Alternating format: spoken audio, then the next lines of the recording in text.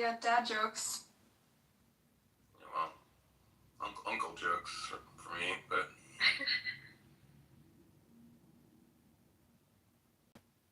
Listen, I think Cunt can also be like a sassy word, you know? I think you're a cunt in a sassy way. But I feel like I have the solution to solve. Oh, so it's like. Hold on, I got a solution. I got a solution to your guys' woes. Like if you just say, "Listen, I love Israel. I love this. I love the Jewish state and I love the Jewish people." And then I think then everything will be kosher. You know what I mean? Everything will be beautiful. My main issue is he says I don't like kosher. But she piggybacks on the cause because today she hates Muslims more than Jews, and she just suddenly discovered how bad. Another big assertion. I hate Muslims. I just think that Islam is a very toxic ideology and very. Her support of Israel is rooted almost entirely in her Islamophobia. Yeah. Her love of Israel is rooted not out of love of Jews, Sam. It's out of love of hate of Muslims. That's what. Tomato. That is not even true. You see, this is the thing. You're making a. I've seen it. The only arguments you make in those rooms is about how Muslims suck and they are all child brides and they're all backwards and shit. A lot of assumptions based on positions you imagine I have in your head. Yeah. So how do you feel about Muslims? How do you feel about Prophet Muhammad and Islam and house practice? Friends that are Muslims, I think that they're victims and at the same time they're perpetrators. I think that Islam is a terrible ideology. And I think it's super incompatible with the West, and we are a danger in the West if we allow such an opposite culture to take over. That's my position with it. Precisely, and that's why you support Israel, right? No, not at all. My support for Israel has nothing to do with that. Really? No, nothing to do with wanting to... It's a problem. I do believe it's a problem for them, and I believe that they're an extension of the West in the Middle East, and that they uphold all the values that we stand for in the West. And I think that it's a problem because the type of motivation that is driving the attacks against Israel have got a lot to do with Islam. I rest my case. Okay, well if that's what you heard from me. But you just told me why you love Israel, and that was okay. But even if all of the ideas you have in your head about me are true, then why is it that you feel you cannot engage with someone that has opposite ideas to you? I think we just got off on the wrong foot where you're attacking me on behalf of this pro-Israel mafia that's trying to get me fired and dox me. First of all, you doxed me 100 times, Lisa. No, if anything you took part in the doxing. I have never insulted you. Don't be doxing me. How? How am I doxing you? I don't even know who you are. I don't know. I don't care who you are. It's the doxing show. I dare you to show me. Interesting to you guys. I dare you to show me those recordings. Listen, we're gonna bring because it never happened. We need a mediator. We're gonna bring peace and unity to the East of Buttercup. I'm not fighting. We're gonna bring peace here. So what you're gonna say is you're gonna say the Palestinian people, deserve respect and safety, and then Buttercup, self-determination. And you're gonna say nobody deserves protection and safety. Buttercup, you're gonna say the Jews deserve protection and safety. Just to make sure to understand that you guys both can humanize, where you guys are coming from. So it's not there. Except I've had to live with this fucking shit my whole life, and she just discovered it last month, and she joined the cause. That's exactly what she does. You're not interested in the mediation process, okay? All right. She's exploiting our misfortune as Jews and Palestinians for her own clout, for her own following. I am exploiting it. I'm a horrible person, son. Ethan, Buttercup, you both are a couple of charming lasses. You should be able to see past your political differences and see the common humanity that you guys have. How about we say something nice about each other, Lisa?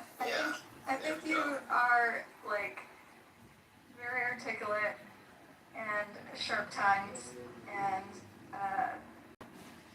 have a devastating commentary. Oh wow. Now you say something nice. I actually like the devastating commentary part. That's okay. Yeah, I've always said actually, you can ask to everyone in my rooms. I hope that you have recordings of those things. I've always said that you're very intelligent and very articulate, and that it's a pity, that you don't like to spend more time with us, just like chilling and hanging out. We have a lot of people in our rooms that come to just, I mean, even if they oppose completely our views, they feel actually very comfortable just hanging out there because we have a lot of different types of conversations. Yeah. I think the room we met in was a bit more aggressive. Like, you were really coming at me for some reason, and you didn't even know me. How You were was it just coming this at kind of queen bee of the pro-Israel mafia. But it was like a Bibi Kapara room. And then, when you moved on to, like, you found a new posse, they're a little more chill. But when we first met, it was like a very aggressive pro-Israel, like, you Actually, you know what? Nazi, whatever. I was off Clubhouse for 2 months, and then I came back. And then there was this buttercup all of a sudden coming in rooms and whatever, and you got everyone riled up. Everybody was like, oh, you fucking bitch, you're a cunt, just leave the fucking room, you're an anti-Jew, you're self-hating. Like, Jesus Christ, I have never seen the guys so upset at someone and so anti-someone. I was like, what did these women do to all of you? Because all of them, it was Daniel and Bibi and Jeff and Norm and even Jacob. Like, he's the one of the Sweetest guy. calm ones. Yeah, and all of them were super riled up about you. I'm like, okay, I need to see who is this person. You joined in And I the... started listening to you, and you started insulting everyone, calling them a cunt and whatever. I was like, No. okay, I was I get after. There was a chronology, okay? No, I think Why did you join in, though? You joined the mob, like, on day one. You were like, you capo, you... Yeah, because Associated. I told you a couple. You see, you're doing this again. Like, you're actually doing things that I never did. It's just, like, weird when people, like, join the pro-Israel cause and then feel so comfortable in it, like, in the same... Like, the next week, they're comfortable telling other Jews they're not good Jews. And, no, like, but this is the thing. you would tell me you're not, you don't get to, you just got your card, like, last week, you can't tell me I'm a bad Jew yet. So I have You're been in not this job for 5 years. Yeah, but you just discovered Jews, like, my yesterday. friends for a long time. I don't align with them in everything, but the things that we align is that we like each other, and we can hang out. And we disagree on stuff which you have not been able to see because you have not stayed long enough in rooms with us. Well, I think you blocked me, didn't you? I am not blocking you. You're not? Okay, that's good. Okay, it's blocking you. Okay, good. So, I appreciated you guys saying nice things about you, and I think that's really nice, but now you guys say nice things about me, you know what I mean? I like your I hair. hope you're right, Dad. I think we need some, like, more alike than we think. And now you gotta say nice things about the queen bee Zabu. So who's the I only met Zabu like, 2 times ago? Yeah, she was came to hot. my room and I really liked her and I modded her immediately. He's really smart. And good at, mending, helping being a bridge. So Zabu gets hot, smart, and a social healer, and I get red hair. Yeah. Meanwhile, Sam is the one who facilitated this entire conversation. Good job, So Sam. I see how it is, Buttercup. I see how it is. I wouldn't call you a healer, Sam. I'm not a healer. I Like don't a wounder. I'm a No. wounder? How am I a wounder? I don't know. That's crazy. You're a little divisive.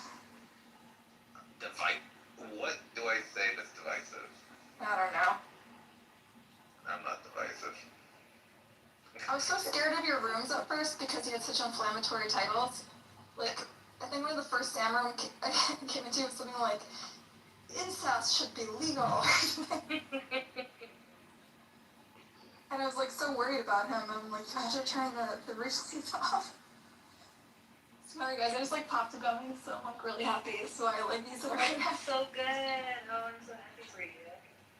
Yeah. I can hear your cheeks. I like these so when I'm high.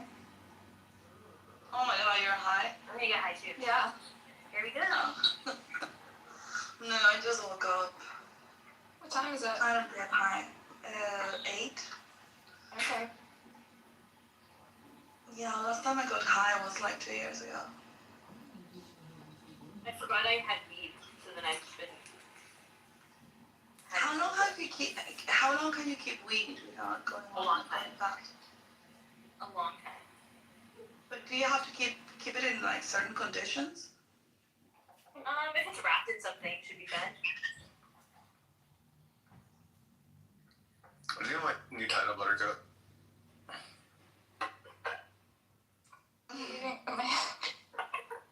My brain is like, mediating is worse than zoophilia. What is zoophilia? Bestiality. I really don't It's a know. James Spencer. Yeah. Yeah, Do you know because I'm a woman, that's why. Chickens. You know Listen, that guys, people that would you guys rather get fucked against your will, or would you rather be eaten by a cannibal? Those are the only choices. Your own. like human meat. I don't know. Because, okay, me personally, I'd much rather be fucked against my will than eaten by a cannibal. Yeah, me too. So, therefore, ipso facto, eating an animal, worse than fucking it. QED. What? Checkmate. Checkmate. Okay, you just extrapolated that and applied it to animals. Yeah, exactly. Amazing. Checkmate. Fools. I just imagine like getting fucked against my will, and it's just like I'd rather die. I'd rather die. Can you imagine eating another human body? So what I would have to eat the body? No, you're getting eaten. A cannibal is eating you for dinner. Oh, I don't care because he's gonna kill you before.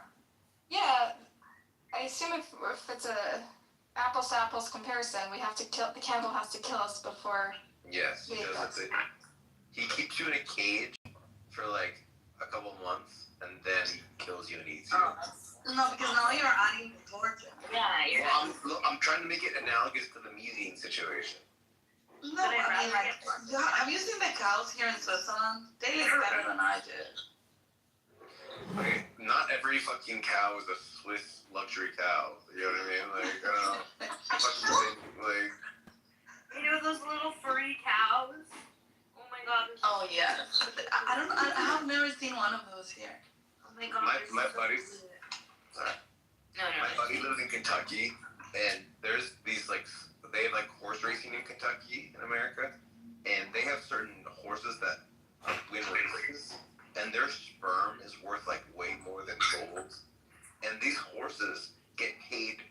The owners of these horses, not the horses, don't get paid. The owners of these horses get paid so much fucking money to let their horses fuck other lady horses. So this horse's job is to spend all day fucking lady horses. That's so some animals have it good, You're okay? in the Matrix. But Matrix. but most of them down. I have a friend that is a horse breeder, and he breeds like very nice Spanish horses in Guatemala. I live near a racetrack, and PETA's always here because there's a lot of fucked up shit that happens on racetracks. The other con has does horse racing. Who does? The other con.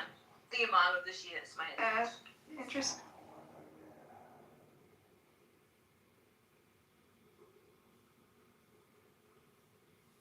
Yeah, they're always like collapsing. They work them too hard, and they're like, it's a big scandal. But it's like a whole culture. The horse race, whatever. Yes. We're talking about my new title. Oh It's very Sam I for you. love that. I love You haven't seen a that. tag like this in a while. What's the deal? It's a Jerry Seinfeld. What's the deal with my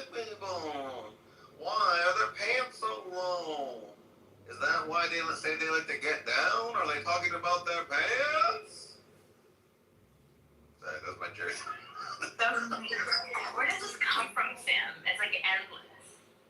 What are you Your looking at? creativity. It's just always on fucking point. Just destroy any practical sense. Just destroy any part of you that's like in the real world and just completely live in your head and in your thoughts, and then you become me. Wow. I love cheese. Now I'm having a piece of bocconcini. Bocconcini. A little bit of bocconcini. Oh, bella. Bella. You look like a little bocconcini.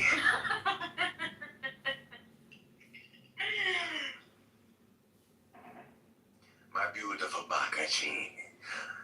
I want to slurp you up like a bocconcini, like a pesto with a. Oh, I have pesto.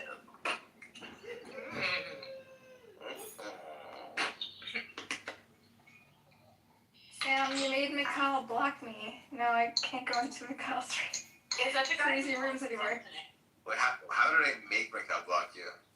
They like crashed my room, and you guys, Sam's friends crashed my room, Zabu, and they kept like pitting me against the Muslims in my room to try to get me to. Is Mikhail cynic? Yeah. Oh my god, he's so annoying. Yeah. I'm sorry you had to experience that. But what's No. fun? I don't mind Mikhail. He has some issues. He's like a little manic. He has like bipolar or something. He was on the longest rant ever about how we're all one. No, he's having an episode, I think. Yeah, metaphysical episode. Yeah. But it's such a performance. You think so? I think he has some mental problems. No, unless he has mental problems, yeah. Or maybe multiple personalities. Someone said, I don't know. I just, whatever it is, it feels really disingenuous. Hmm. And I tried to sit in the room. Nargis was like pulling an all-nighter, I felt like, in that room. She just like was there the whole time. And I was like, let me see what this is about. Because I've never really talked to him before.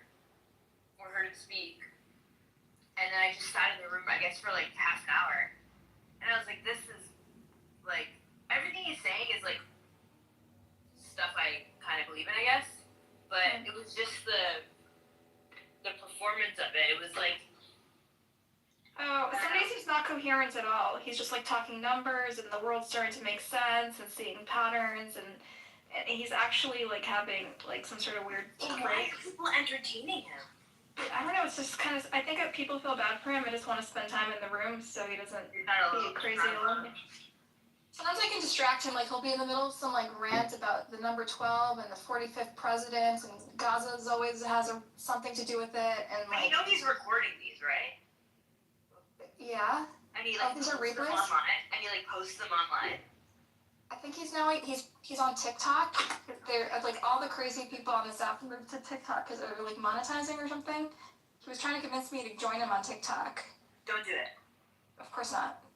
I have like a Life. professional life. He literally supports like rape and like fucking slavery and all sorts of other He's had a lot of. He lost people. His family. He's super interesting. His family moved to Gaza after in the optimism after Oslo. Okay, and then they really thought there was going to be peace in 2 states, and then their hope was shattered. And he lives in California. Shattered. But when he's lived there for a while, he's like, went to UCLA, just normal California kid. But his dad. There's a UCLA grad. I don't know who's in this room, but he lost people in Gaza, basically. I'm fatale. So,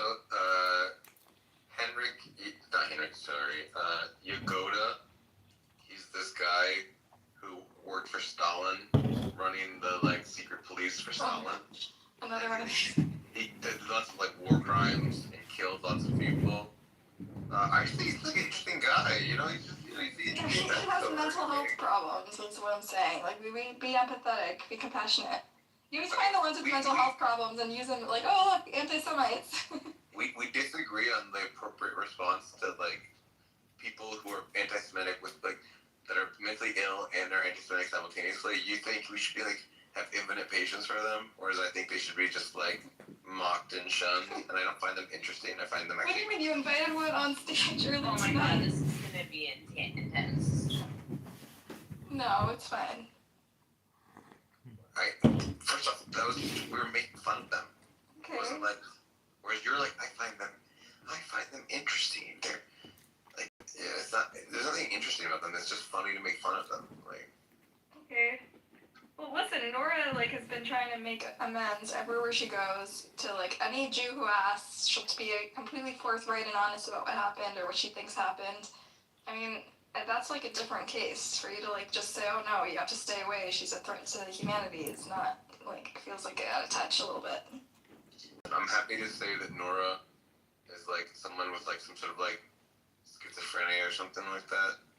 But Cynic Mikhail, like when he's in his most lucid moments, he says the most psycho shit. That's true. About women, about Jews, about gays. That's true.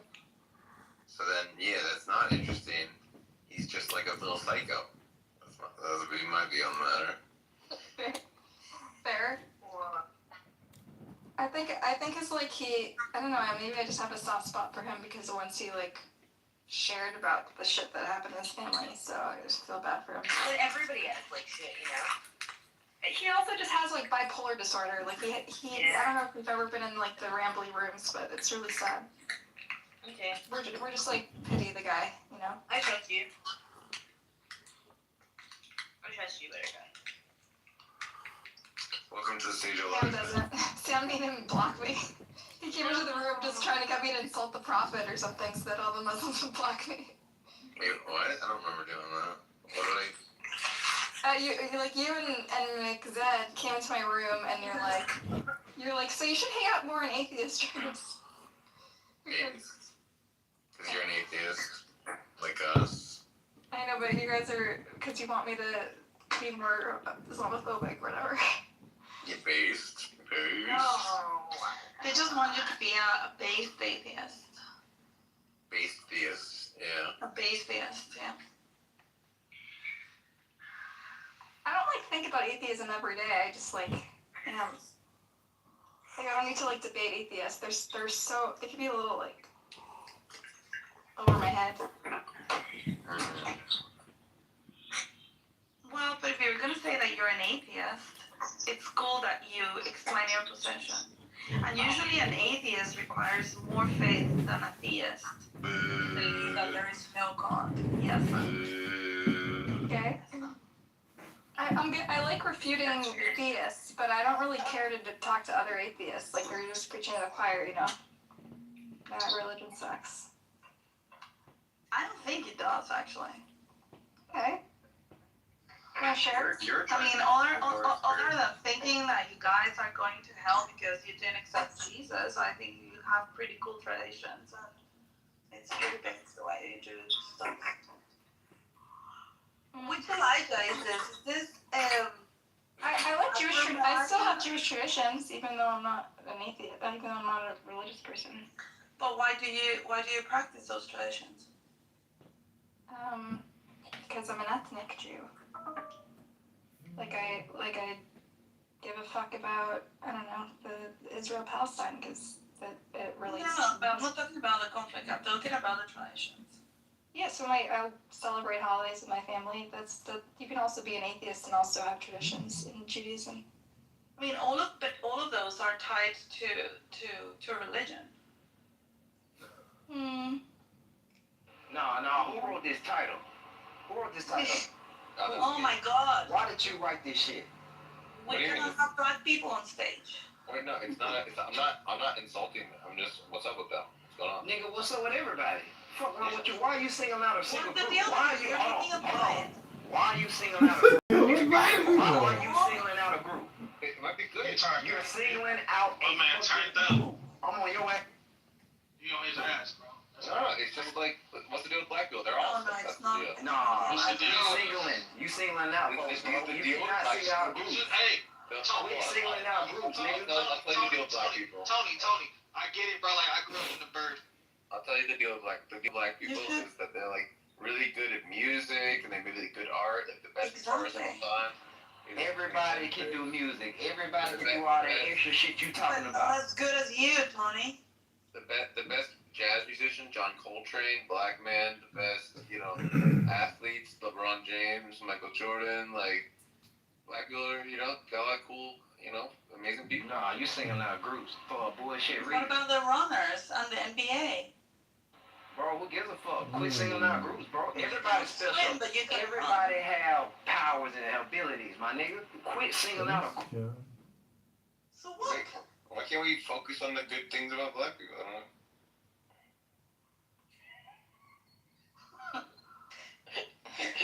Was all for that moment. Classic. Haven't had that in a while. Kind of refreshing, actually.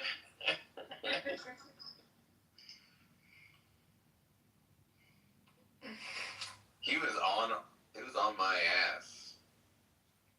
On You liked my ass.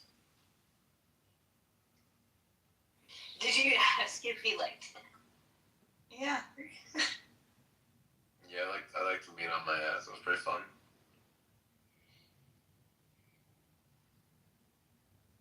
Yeah, let's. I think that caused a little confusion with the room title. Black people are Just put what's the deal with women? Special. With black women?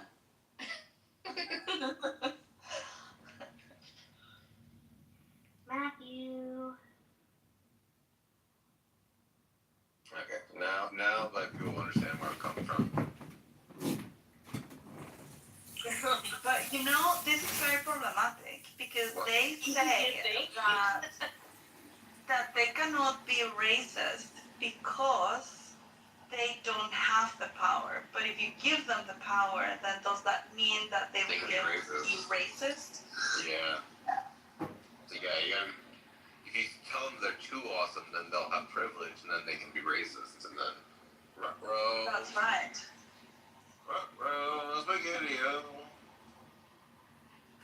That's a good point, Issa. Yeah. Now, Issa, are you a Christian? I'm a Catholic, yeah. Oh my god. But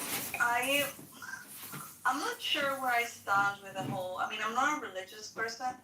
I guess that I believe in God, but I'm not a religious person.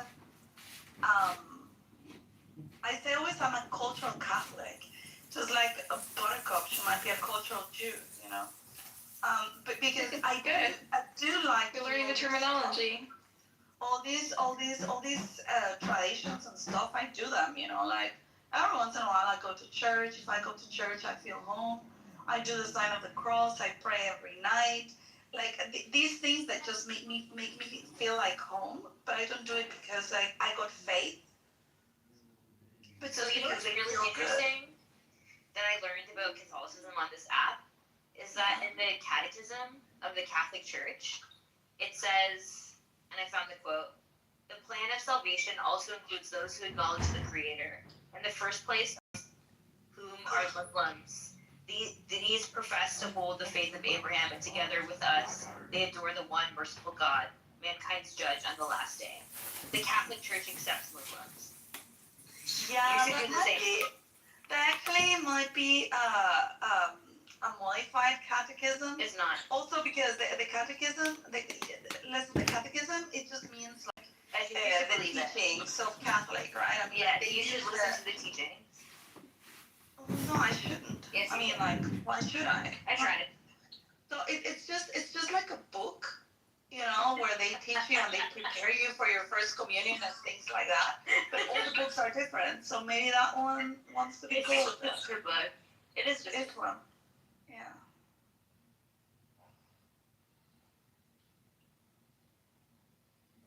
Yeah. So what's your favorite thing about Israel, Isa? I have never been to Israel, I know. but my favorite thing about Israel is the values they uphold. I think that they are an oasis of the West and the Middle East. It's not an oasis. It's like a bombed out dystopia. Well, that's what you think. That's not what I've been there. You haven't. I think they uphold Western values. I think that they have got I don't know, a civilization that works. I work a lot with Israelis. In fact, I'm gonna go next week. I got an event that should have taken place in Tel Aviv 2 years ago, and I was gonna go. I was invited to talk there, to speak. She was invited to be a guest speaker in Israel! 7. Oh wow. And yeah, of course they canceled everything because it was after that. And I was gonna meet with someone from Israel, from here in Indiana, and he got killed on the 7th of October. Oh, I know Kobe. Yeah, Kobe. I heard about him. And yeah, so I work with Israelis a lot. I'm going to go to this event that it's being held in Munich now, in Munich next week. And it's got all of these innovation. I mean, like, these guys are amazing. Like, the type of technology coming from there, it's like a Silicon Valley for my industry, for sports. If you hang out My in that industry room is long enough, you're sports. gonna start to believe. I'm in the sports industry. Just a You play sports? No, I'm in the business side of the people that play the sports. With the television and the advertising, but I don't work in I advertising. see this in my own life. I work with them. I've been there. She It's works a with place. them. It's like a second world Well, I country. think it is, the things coming out of there are amazing. But there's Unbelievable there's technology. Technology. So on the other hand, They literally did invent cherry tomatoes. Like, why? What the fuck? Why yeah, would they did. Yeah. They just bred them to be slightly different. Well, it's so but that's petty if you genius. die, did they fucking do? If you look up cherry tomatoes, they'll point you to an Israeli guy who developed them. I know, but they were invented somewhere else first. No, they weren't. You're full of They shit. invented desalinated water as well. I didn't realize that the Second Vatican Council had like 5 paragraphs on their why Catholics should get along, why Christians should get along with Muslims. That's a lot. They moved. Stop. There's so many because I just reference this one. Listen, you know what? Listen, I believe that the issue would be solved if you have, for example, I mean, if Muslims would live in the West and live under a fully Western framework, that would work. They are Muslims who do that. No, they don't. They're changing things. No, just like Christians, hold on. Just like Christians are able to live under a framework of a complete, I don't know, like Muslim and Sharia law approach in Qatar, in Abu Dhabi, in Dubai, whatever. I mean, like, Christians are able to live there, but they have to respect the framework. Because what you cannot have is 2 competing cultures wanting to create the rules that are completely different for each other. I can't believe people think that this clash of civilizations things is real. It's so crazy that this is what's become. You don't think it's real? No, I think it's real. I think it's real in the sense that there are small groups of people who wish to have a clash, but in reality, most people don't actually clash. Well, I'll tell you how our Christmas markets go this year.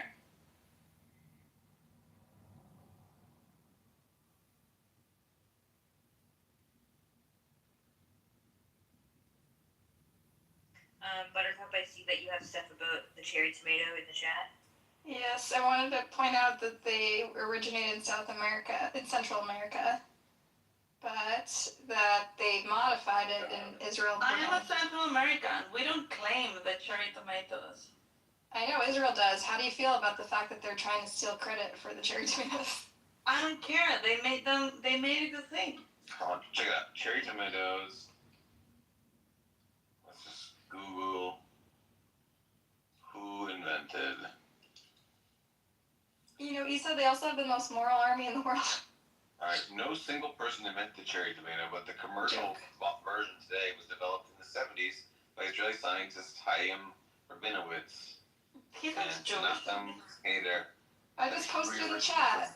Their work was built on existing wild varieties to create a sturdier, longer lasting tomato Got the that same was result. easier to transport and sell, and transform it into a mass market product. Yeah, so they made a sturdier. They made the. If your tomatoes are. I know, but the talking point is that they invented cherry tomatoes. It's an exaggeration. They did not Not an invent them. exaggeration. They didn't invent them. They just modified them.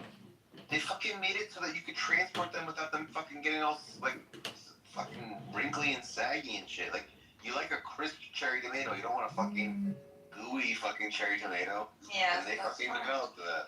It discredits the propaganda machine when they exaggerate the cherry tomato. It's not fucking propaganda. It's fucking okay. Oh my god! Like there are some products that you have to change them a little bit for the product to be viable at all. I understand. Like I'm trying to think. Like oh my god, they all citruses are modified. None of them are regular fruits. I'm trying to think of a good example of this where like a small modification made it so that you could be viable at all as a thing. There's gotta be other examples of this. Like there were things like bicycles that existed before the axle was put on them. Mm-hmm. Like you could sit on the sit on the seat and move your feet to kick along on the two wheels, and it was fine. You could get all around that way. But as soon as you put the chain and the pedals on it, then the fucking bicycle became like the fucking thing that it is today, and became like a real game changer. So it was a small modification, adding the fucking chain with the pedals, but yet it was like basically entirely necessary for the thing to be the thing it is. Yeah, but he didn't say, "Oh, I invented bicycles." He invented a chain. Oh my god. You wouldn't claim to invent bicycles if you just invented the chain. Well, it depends what they call it. Well, without a chain, there are no bicycles, right? It depends what they used to call the thing for the chain down on it, because if the thing was called like a whirly-girly or some shit like that, and then you put the chain on it and they call it a bicycle, then yeah, you did invent the bicycle. Yeah, that's true. Like, somebody had the idea of bringing all this stuff together and create something out of it. You don't need to invent every single piece of it. We're just making fun of the silly things that, like, the... Not silly. It's not silly. Do you eat cherry tomatoes? It's like, I know, but all this stuff doesn't matter, It's just what are we just saying? Jews are superior, and so they deserve a state, and their crimes don't matter? Like, I don't even understand the function of these talking points. But they have high tech and embed cherry tomatoes. We need them in the Middle East to be a beacon of democracy and civilization. No one else in the area is inventing cherry tomatoes. Why does it matter to you that they say they invented cherry tomatoes? They're not lying. No, I'm just saying it's like a weird talking point when you're trying to explain why that should happen. They invented the Uzi, bro. Did they? Yeah. I thought they're called like Kalashnikovs or something. That's an AK-47, you dingus. Oh, I don't know. Isn't that what an Uzi is? She's just a woman. No, we don't understand about this thing. I've seen Uzis. They're just like long machine guns. Yeah, I understand. Okay, Uzis are like smaller, sleek, black machine guns, whereas AK-47s are like brown and white. Assault rifles. AK-47s are what you see in Afghanistan as like the fucking guys on fucking Humvees, whereas Uzis are more sleek looking. I got it. Okay. So now do you concede on Israel? Yeah. They did invent cherry tomatoes. But you called Israel like a bloodbath? Yeah. I'm looking at the Middle East death toll on different wars. Mm-hmm. And you got like the Iran-Iraq war killed 1 million, Syrian civil war killed like 350,000, the Darfur genocide pre this one. So this is like the old one. Yeah, but this is ongoing. This is like every couple of years. Yeah, you know how many people before this war, before this conflict, the amount of people that died in 95 years of the Arab-Israeli conflict, there's about 150,000 people. It's like not a bloodbath. It's way less of a bloodbath than the population is so small in Israel, as you know, Sam, that like Yemen, when there is an attack, Yemen, Iraq, Syria, fucking Sudan, Iran, all of those places are more bloodbaths than Israel just by looking at the numbers of people died. I mean, I'm not only looking at it from like regional stability or whatever, or like Palestinian casualties. Also, for a small population like Israel, like when there's a war, it takes a really, really significant toll. It's like, and it's been sort of escalatory violence. So every war is a little worse than the one before it. and it doesn't seem like this peace deal is getting them any closer to de-escalating. So it's just, I think if the pattern continues, it's gonna the violence will continue to escalate. You know. I just think you have this like weird, I don't even know what to call it. Like, you think of Israel as like a fucking bloodbath, and then I show you that all these countries around them are more awash in blood, and then you're like, oh, you're just like fucking, I don't know, you're just like. So I'm also upset about what happened in Syria. I'm also stressed out about what happened in Sudan. I'm also stressed out about what we did in Iraq and all the war crimes our country did. It's just objectively not as bloody as all of these other places: Iran, Iraq, Syria, Sudan. I'm talking about like our people, right? It's supposed to be a safe haven, Jews, right? And it's not. Every couple of years, there's a bunch of bad shit happens, you know. Yeah, but it's and failed at prior its to most this basic war, purpose. about 95 years, less than 150,000 people have killed in 95 years. It's not. It's in fact not that violent. It's just. Yeah, but per capita, how many? What is it? Like 8 million total? It's just you see news of Listen, these are small populations, all attached to this small piece of land. It's salient to you because you watch news stories about it. It's not. You're not actually comparing like for like or like. Micromorts is the. I already said I'm disproportionate. I'm focused on. I told you why I'm focused on this one more than others. Okay, so when you're talking about it being a bloodbath, I thought you were focusing not on the Israeli perpetrators, but on the Israeli victims and like how it's a failed project because the Israelis keep getting killed and they're not safe anymore. Blah blah blah blah blah. Well, then that's no longer. That's no longer a I have a responsibility because it's my people. To make sure that they act right. That's now a different concern, which is a pragmatic concern for, how safe. Your safety? Yeah. Yeah, why can't both be true?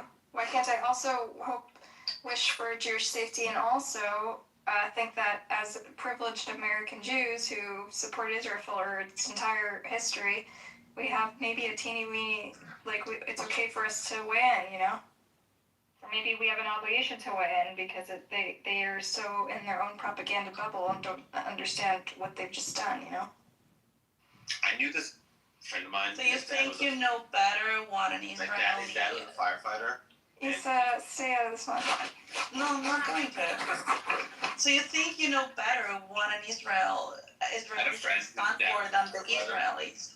I had a friend whose dad was a firefighter, and he just kept bringing up to me the dangers of fucking fucking house fires.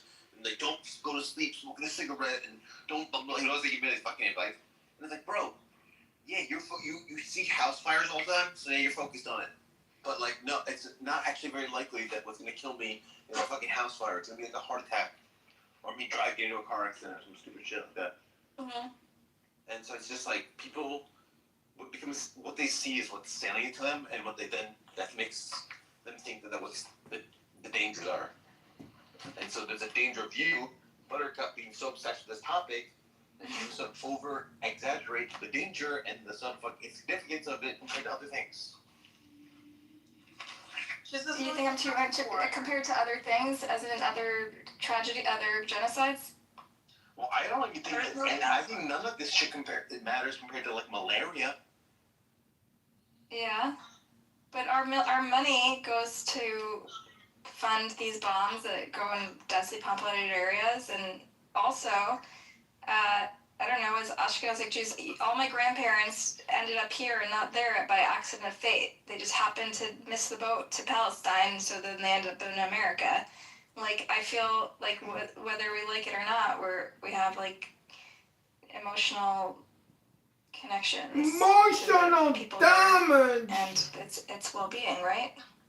I would just recommend you look into the effective altruism movement, and they like focus on like what issues are in the world, or the biggest issues that like affect the most people, and they try to like be very methodical and calculating like exactly how many like life years are saved by different things, and like there are all sorts of things in the world like schistosomiasis, malaria.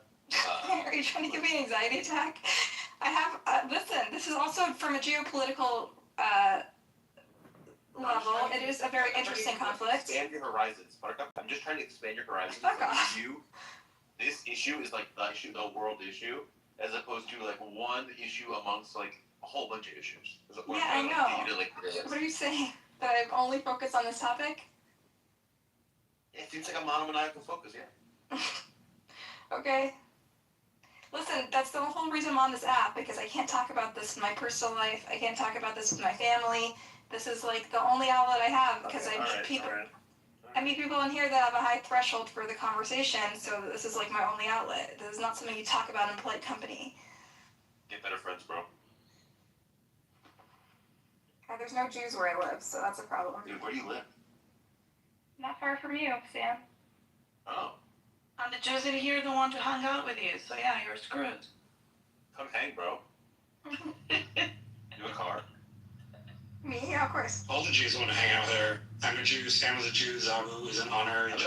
I'm right now in a church. You can come hang out in the church and you can play the organ. Oh, You're gonna burn.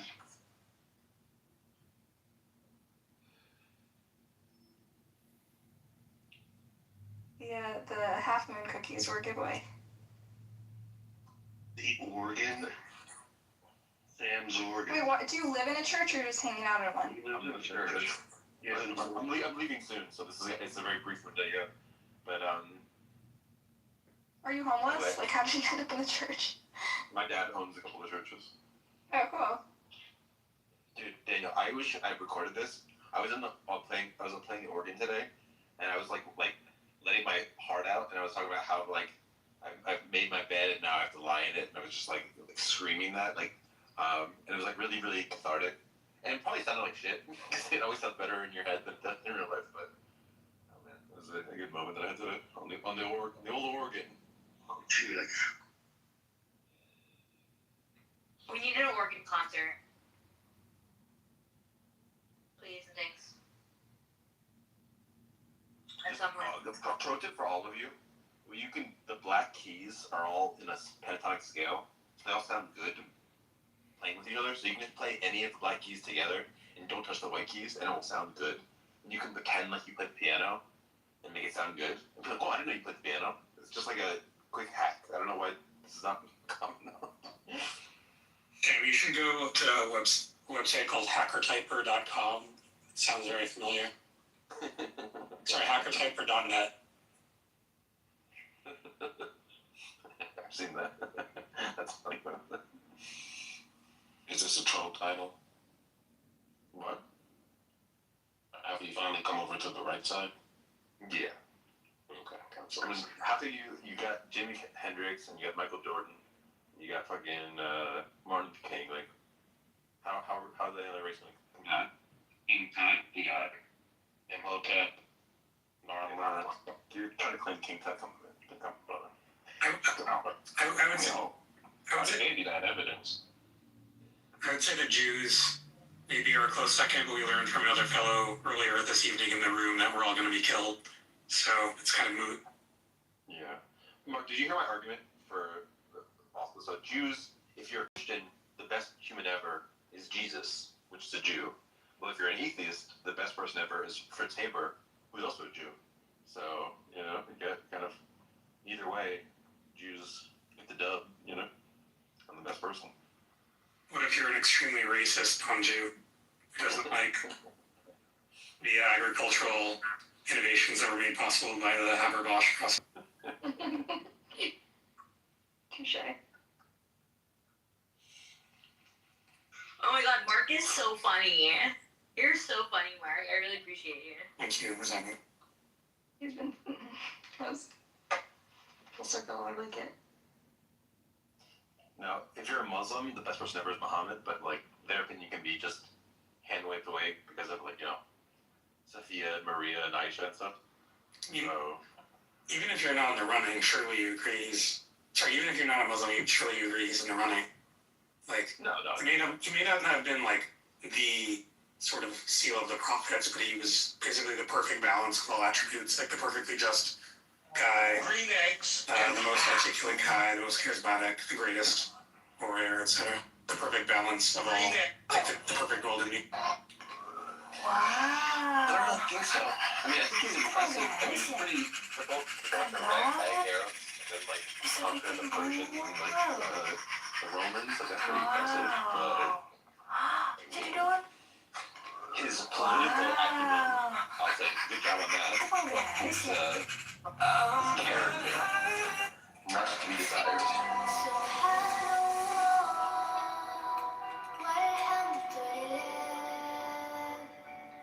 There isn't really anyone like him that's like a mixture of like Jesus and a Genghis Khan.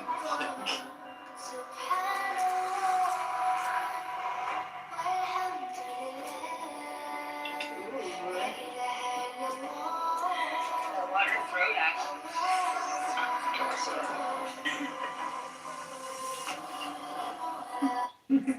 It's the same If thing. you're a Hindu, who's the best guy ever, is it? I guess it would be Krishna.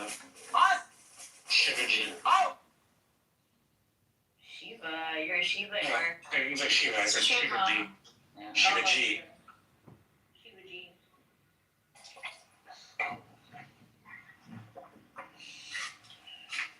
Wow.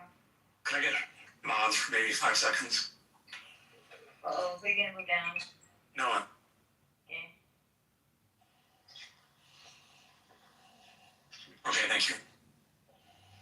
Oh my god.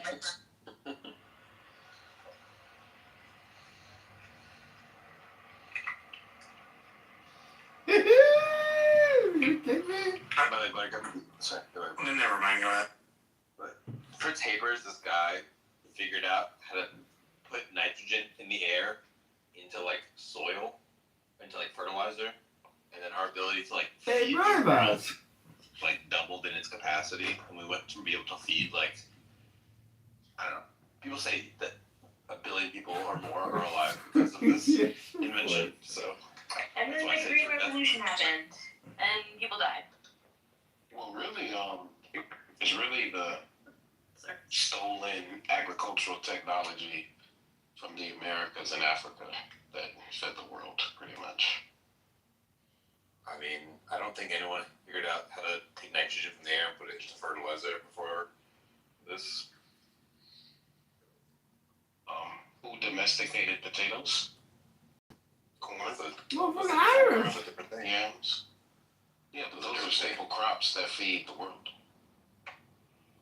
Uchiha! Yeah, what change was not what crops we had available. The name of this room is But cherry tomatoes are B not People are the superior race. This is a Sam Rosen production. Do that. That's a good point. The Israelis feed the world via cherry tomato.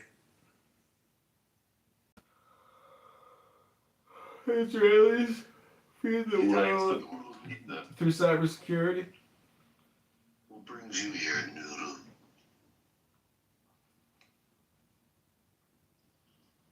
I don't know if you guys heard this, but here's a really good idea. So with this Christopher Columbus controversy, we replace Columbus Day with Frank Sinatra Day, so the Italians are still happy. And then we just have a separate day, which is Indigenous Day, so the natives are happy, and then everyone wins. We don't have to have a fight about it. It's kind of a win-win situation. Sam Rosen, president. In my country, we call it the race day. The race as in like black race, white race, Mayan race. We call it the race day. El Día de la Raza. Yeah, Maybe we could have like, during this day we could have like competitive sports matches, like which we sort of, we root for our team like a war, and we can call it the race wars. Some sports would be pretty competitive, like mixed martial arts would be pretty competitive, but there's other sports where we just. I think if you tried to like genuinely channel xenophobia and racism into sports, it would probably be wildly popular. We kind of already do that a little bit. Like white people enjoy rooting for Larry Bird and Nikola Jokic, and black people like rooting for Floyd Mayweather and stuff like that. Yeah, for sure. But if we just regimented it so that there was like a black team and a white team, I think a lot of people would tune in to the event. Yeah, that's true. It used to be that white people would do really bad, but right now, two of the best players in the league are Luka and Jokic. So like they're actually the white versus the black team might actually be competitive. Yeah, but the problem is it's going to be European whites. If you did American whites versus American blacks, American whites get their ass kicked. Yeah, but why would you? This is the race wars. This is not the American race wars. Like, okay. No, but the point is like, the point is like basically the best NBA players, they may be white, but they're all European white. Yeah, but they're white. So what? I mean, come on, there's a big difference between an American white and a European white. They're like practically different species. Yeah, you should Google the Amerimut meme. I think it will illustrate vividly the race differences between so-called American whites and European. You said, have you heard of something called like the cosmic race, or is that obscure? No, I have never. I heard that Cosmic race? in Mexico, there's this idea that like because Mexicans are like a mixture of like white people and Native people and black people, that they've like fused to become like a universal race. That's like that's like the best race. So, like the joining of all the races together, which is like the cosmic race. No, I have never heard of this. But actually, really, also black people, we don't have a lot of black people in our countries. Yeah, that's true. I'm not surprised by that one. Brazil has lots of black people though. Yeah, they're black. Well, yeah, I don't know. There are certain areas in Latin America with black people. That's where they would put the slaves that they would bring from Africa, like Belize, for example. Belize was before from Guatemala, and there is a very specific culture there. It's called Garifuna. And it's like this mix of African with Mayan, and I don't know, it's like really cool. And only there you will find that culture. That's cool. I didn't know that about Belize. Yeah. You find there like a blend of Mayan and African, like in the food, in the music, the clothing. It's I have a big stereotype in my head about Belize being particularly beautiful, but other than that, I knew absolutely nothing about it. You're from South America? Me, I'm from Guatemala, yeah. That's Central America, but yeah, I take some. I'm with that. You guys killed a lot of the black people there. No, we don't have a lot of black people.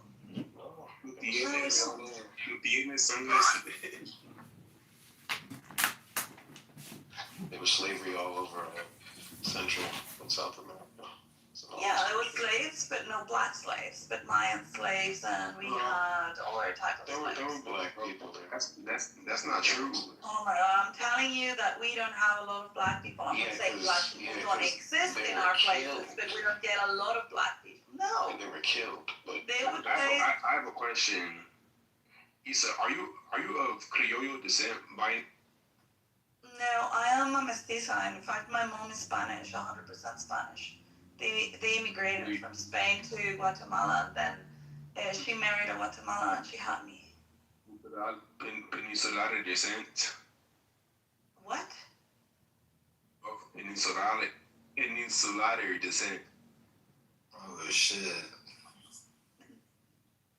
What the hell?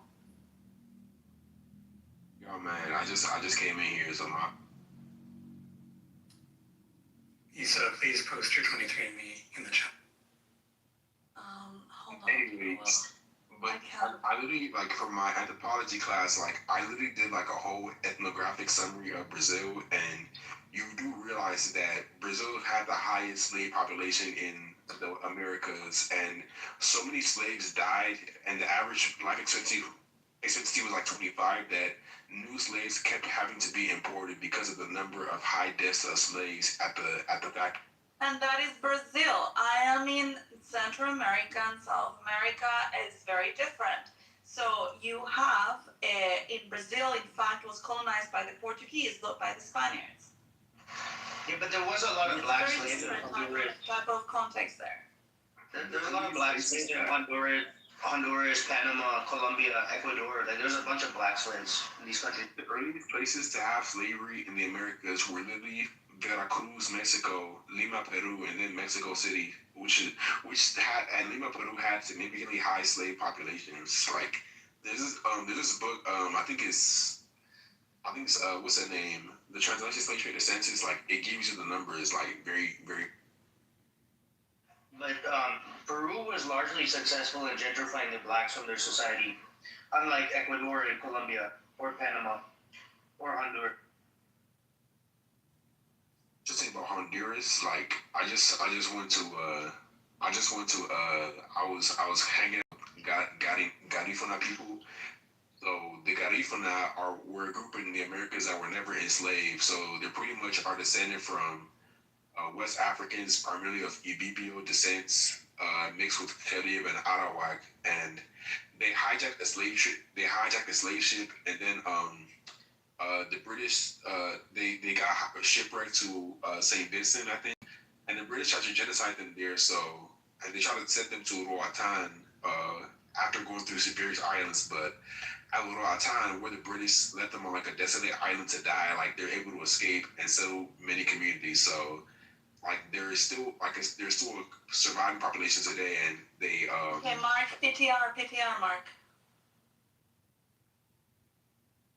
the Garifuna, man, they really fought the British. Like there's a dude named Joseph Satuye, and this dude had like 5 wives, and he kept reproducing so that he would have like an army to defeat the British. And the British wanted to genocide the Garifuna for that exact.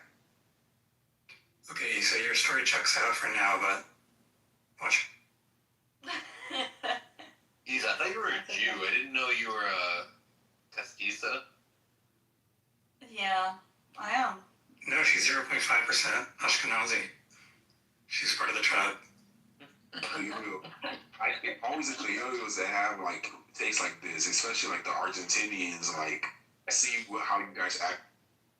Yeah, I there is someone in the Jewish clubhouse that they put together like a project, to see like who is related to whom and whatever.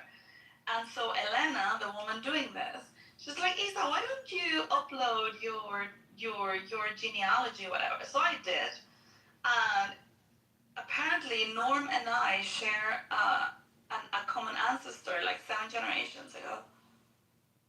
Nice. By the way, I thought that Castiza just meant any intermixed Spanish with indigenous, but apparently it's No, that's mestizo.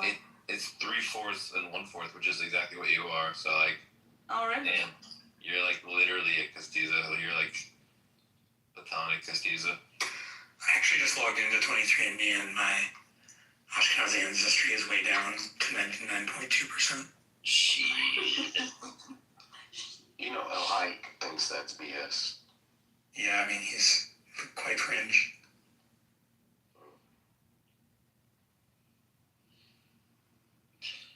Mark, have you ever played Cookie Clicker? I think so. I definitely know of it. Dude, right now I have so many cookies. Isn't there the one where you just like pay $1 to click the button? No. You click the cookie to get cookies, and then that causes you to be able to buy grandmas and farms and stuff. Oh, so is it just a generic idle game? Yeah. Okay. Yeah, I played many idle games. Hey, Pablo, look at my picture. Look on it. Hey, my bad. Oh, no, go ahead. So y'all know that during like the 1800s, like since after Mexico had a revolution, like they banned slavery. The first president was Vincent, I think Guerrero. Like I think he was of African descent, and a lot of African Americans settled in the northern parts of Mexico to escape slavery, and did serve as a refuge, but eventually a white group of people were settling in that land, and they were illegally going against the government's slave policy that banned slavery, and the whites were doing that, and eventually the whites got mad, so they revolted against the government of Mexico, and that is how the Texas Revolution happened. And then they had that slogan, "Remember the Alamo."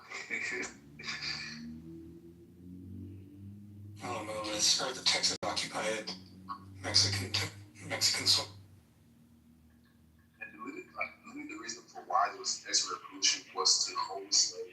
Like, that was the main reason. Nigga, shut the fuck up, nigga. Shut the fuck up, nigga. Dog, you know, ain't this. Child, I'm gonna let you enjoy your little fun.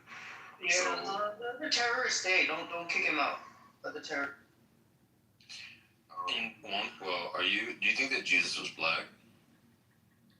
No, Jesus was Jewish, but Jesus is a universal figure, so there's nothing wrong with depicting him as black. And in fact, now I think that Jesus can appear to people in different ways, including as a black.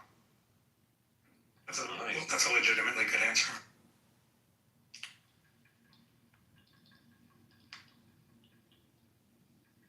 Damn, do you have a defeater?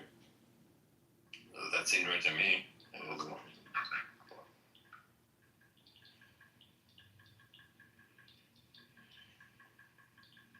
Something I think is a little bit funny is that sometimes black people will say that the image of Jesus comes from Caesar Borgia, but that guy lived in like the 1500s, some shit like that, whereas the image of Christ with like a long face, long hair, long nose, kind of European-ish features goes back like 1,000 years earlier to like Byzantine Greek depictions of like the Christ Pantocrator and stuff. Doesn't have anything to do with Caesar Borgia. Caesar Borgia was a really handsome guy. I hope Christ looked like.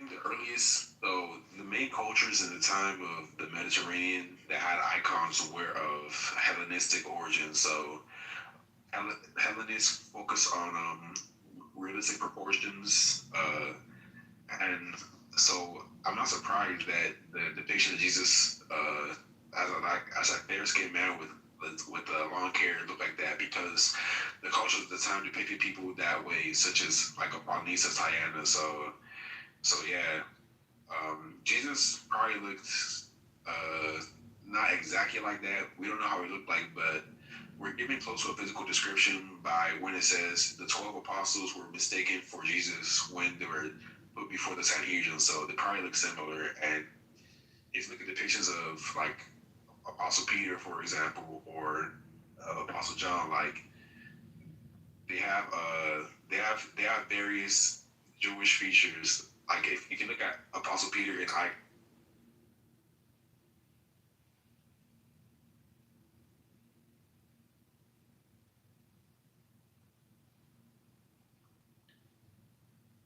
What's good, family? What up, what up? Yeah, on this account, I'm only adding real ones. Let's see. Let's see here. Hope that be Winnie.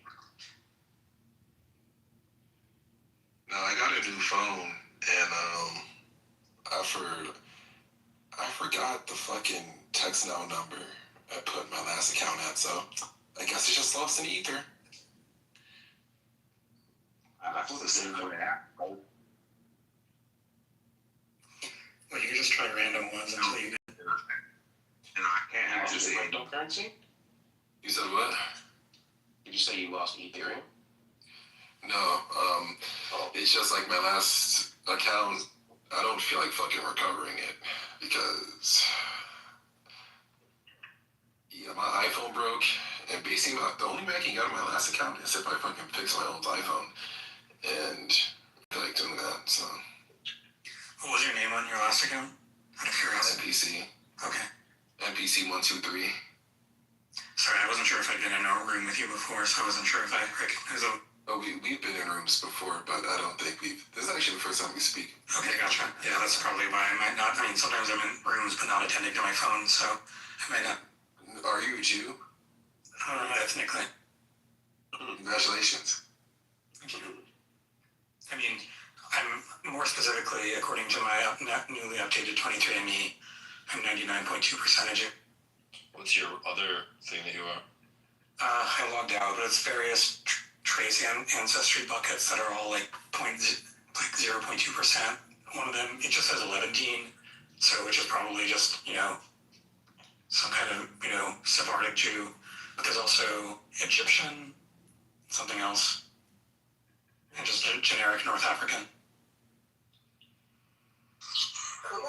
Would be a component. See, like I think that like when it comes to Jewish, like, and correct me if I'm wrong here because I'm not well read on the DNA studies, but I think that when it comes to Jewish, like, wouldn't it be that their allelic frequencies that compose who they are share common origins of the Canaanite population, so they're not really distinguishable from other groups from the time.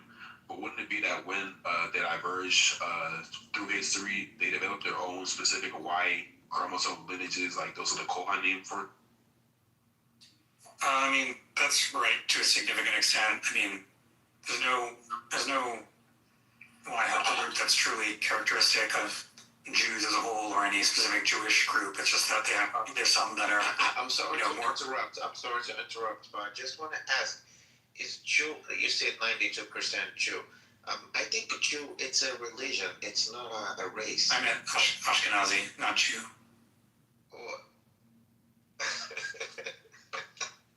Why are you laughing about that? But yeah, Mark, do you know the Zizian? I was laughing because it was saying 99%, 92% easy. Mark, you know the Zizian drama? Yeah, I read about it. It sounded pretty exciting. I had been following them for years before they started committing legit crimes, i.e. murder. So one of my friends is a trans rationalist, and they were trying to like convince other trans rationalists not to join the Zizians without getting killed themselves, you know, try to like stay in the shadows, but like be it. And I was just like trying to tell my friend, like, listen, if there's a kind of person that wants to join like a murderous cult, you shouldn't put that much effort into stopping them. Like, if one of my homies wants to join Hamas, like, if you're the kind of person that wants to join fucking Hamas, then like fucking, you know, like, fuck off. Like, I don't know. So that was my advice to my friend. But anyway, I told you that because I wanted to tell you this, which is their trial is now happening. Holy shit. I want to read the transcripts from the trial. Wow, those are going to be complete gibberish. Check this out. As the judge asked basic questions such as whether she had read the indictment and understood the maximum possible penalties, Lasoda chided the mock proceedings and said Miller was a participant in an organized crime ring led by the United States in slavery. Miller struggled to get Lasoda to answer basic questions. Please state your name for the record, the court clerk said. Justice. What is your age? Timeless. What year were you born? I have been born many times. And then another part of the transcript. I am an innocent woman. I've done nothing wrong. This is a show trial to coordinate the genocide of transgender people. What will you do when they come for you? Latham said with a raised voice, reading from a piece of paper in her shackled hands. Latham also accused prison guards of denying her estrogen while in custody, saying she has been kidnapped by a gang of dead-eyed brutes. Where have the good men gone? Where are the gods? She questioned. I need to see a video transcript of this trial. If it didn't like permanently discredit the rationalists as a whole in the public consciousness, I would kill for some kind of TV show like about the Zizian epic. How familiar are you with their like ideology of like the? Well, every now and then, every now and then I would pop in, like for years prior to shit going down, I would pop into their website, sinseriously.xyz, and it was all just like infinite florid nonsense. It was kind of hard to decipher what exactly their ideology was, but I read from other rationalists who had like kicked them out of events, you know, what they had done to deserve to get kicked out, and got a general sense of what they believe. Well, one big thing that they believed is that like the two hemispheres of the brain, if you do certain kinds of sleep things, you can make each one of them like wake up and be like its own locus of consciousness or something like that, which is like a really wonderful level of crackpottery, you know? They also thought that the Ziz herself was like perfect, like morally perfect, you know? And kind of like treated her as like a god. That was pretty interesting.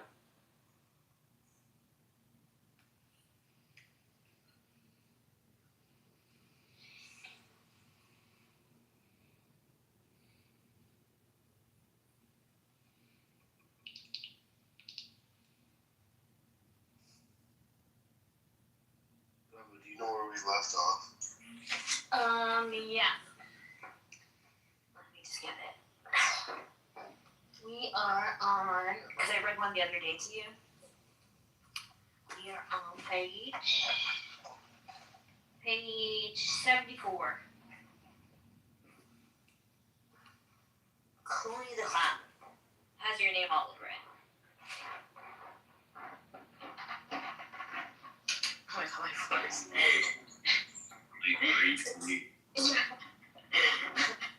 I moved him in the rugby now. Oh, now my drive's like. I moved the carpet a little bit so.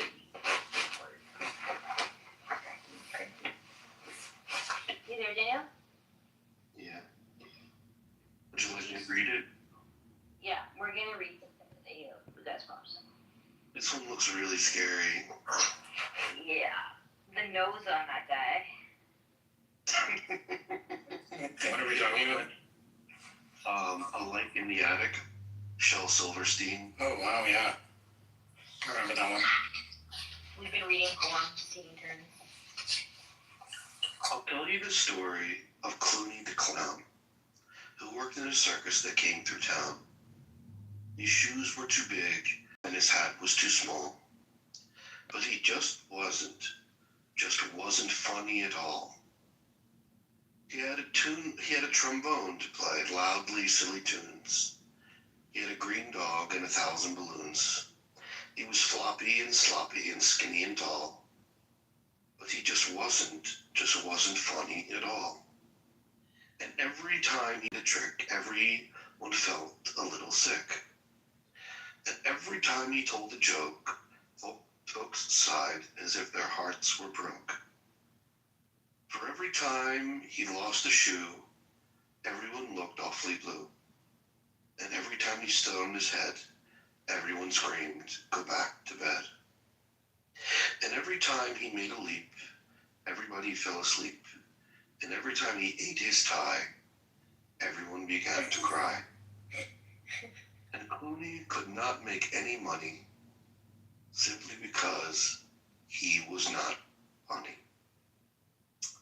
That's so sad. I know. Is the next one more of it? Yeah, it's the continuation of the same book. One day he said, "I'll tell this town how it feels to be an unfunny clown." And he told them why he looked so sad. And he told them all why he felt so sad, felt so bad. He told of pain and rain and cold. He told of darkness in his soul. And after he finished his tale of woe, did everyone cry? Oh, no, no, no. They laughed until they shook the trees with ha, ha, ha's and he-he-he's. They laughed with howls and yowls and shrieks.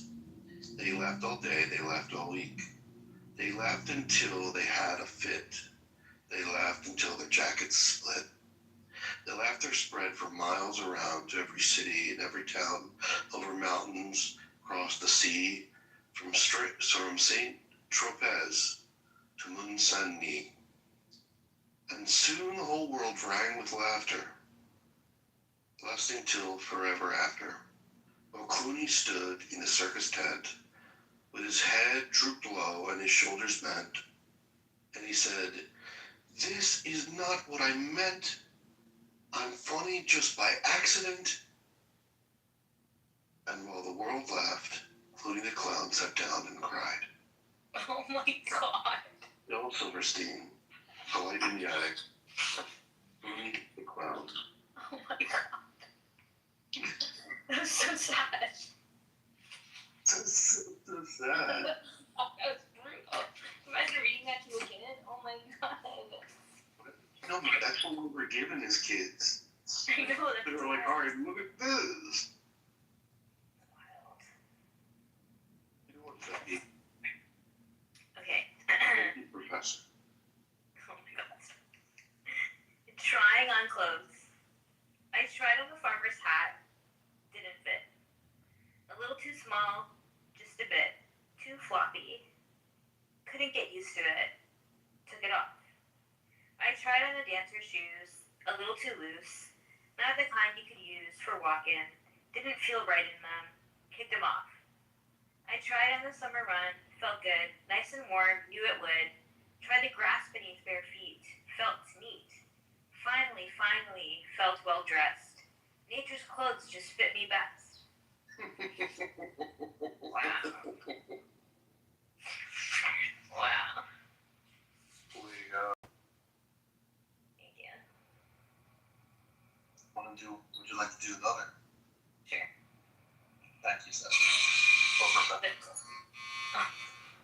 Yeah, you can tend to your knickers. Yeah, I'll get to them after. Oh, 800 pairs. They're all washed. They're all clean. They're crying. Shapes. A square was sitting quietly outside his rectangular shack when a triangle came down, kerplunk, and struck him in the back. I must go to the hospital, cried the wounded square. So a passing rolling circle picked him up and took him there. Oh my god! Oh my god, the triangle, the square, and the circle are friends. Oh my god, that's epic. Oh my god, oh my god. Sam, are you there?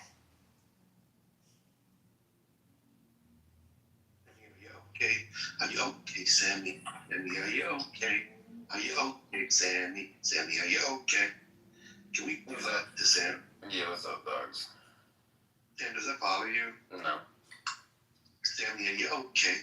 Are you okay, Sammy? Sammy, are you okay? This is what we'll say if you're down and gloomy, and we'll wake you up in this way.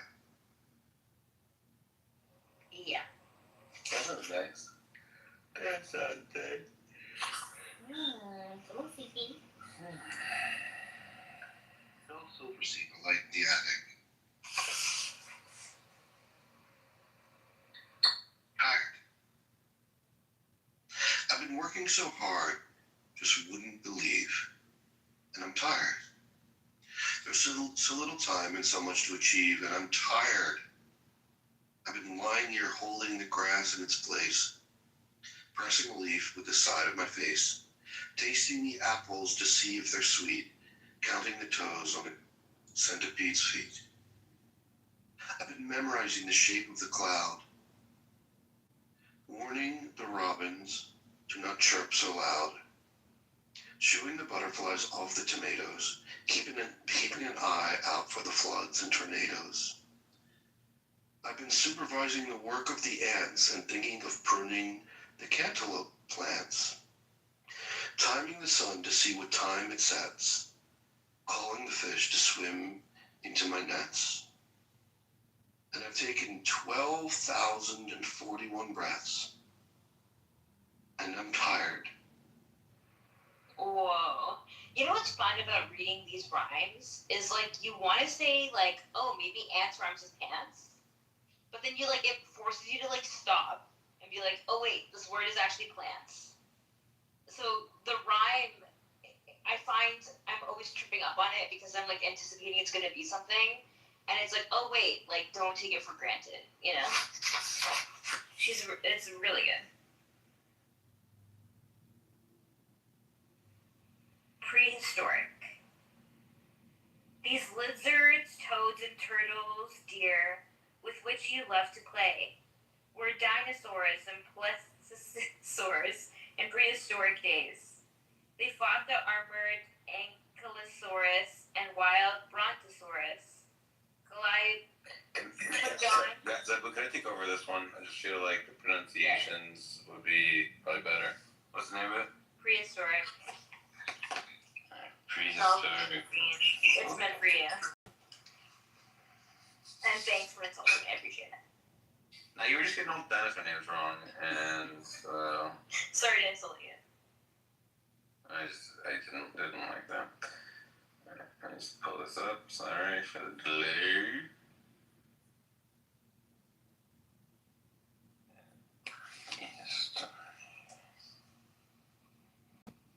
Oh my god, where's the lyric? Where do you guys have the lyrics for this? PDF, a fight in the attic shelves of Silverstein. It'll come up as an Internet Archive document. I see.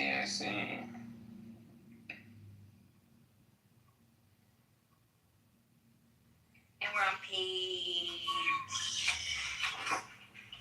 79. Okie-dokie, artichoke.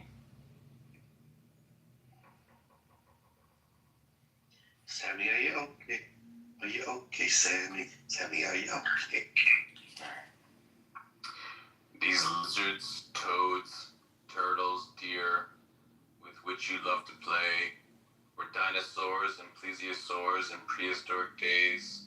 They fought with armored ankylosaurs and wild brontosaurus, glyptodons and varanids and hungry plesiosaurus, shark-like ichthyosaurs and flying pterodons, tyrannosaurus, chronosaurus, and treacherous trachodon, shrieking archaeopteryx, triceratops as well, and those I can't pronounce, nor even try to spell. But anyway, they slowly turned to lizards, turtles, and snakes, and all the brave and wild prehistoric people. They turned to us for goodness sakes.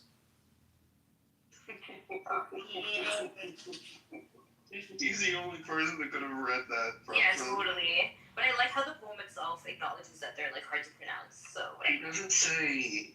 No, but the funny part about the poem is that it expects the reader not to be able to say it. Yeah.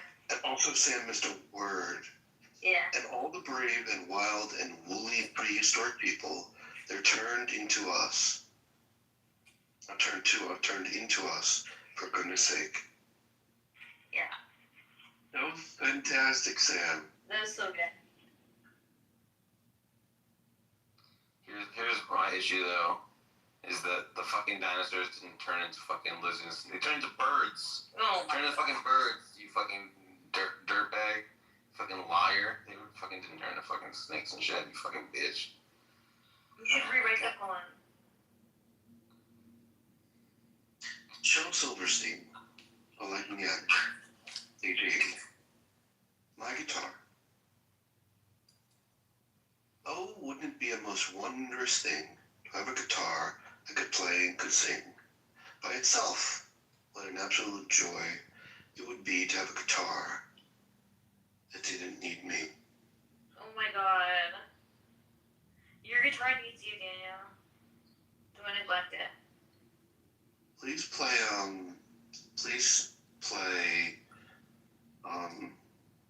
Spelling Bee. This one really struck my mind as a boy, and I don't know why it was given to us. I think it was sometime in the second grade, but I remember seeing these butt cheeks. Oh my god. And would you like to read it for us, love? Sure. Thank you. Spelling bee. I got stung by a bee. I won't tell you where. I got stung by a bee. I was just lying there. And it tattooed a message I can't let you see that spells out, "Hello, you've been stung by a bee." Say, you little butt. A little butt.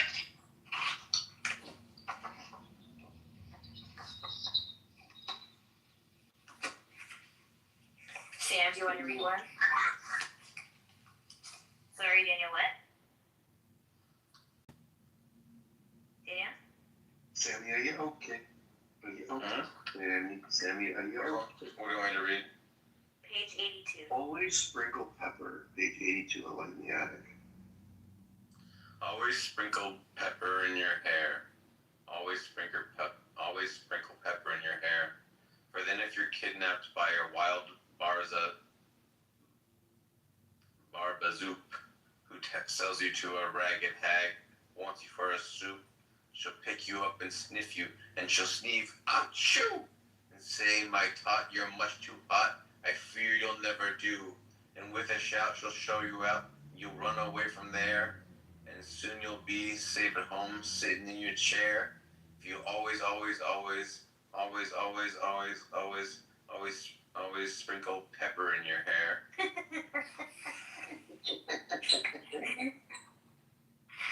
Why was there the zoo?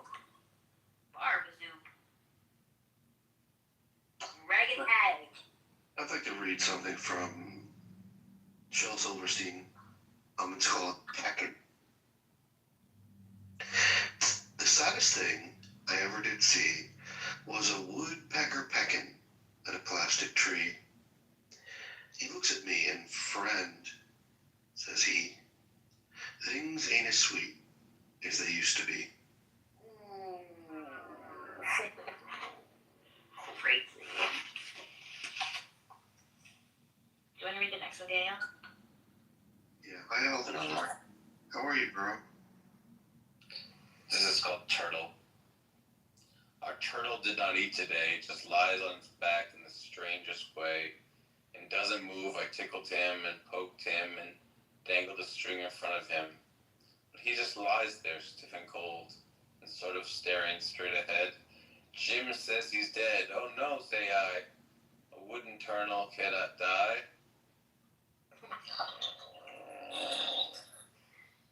Daniel, do you want to read It's Hot?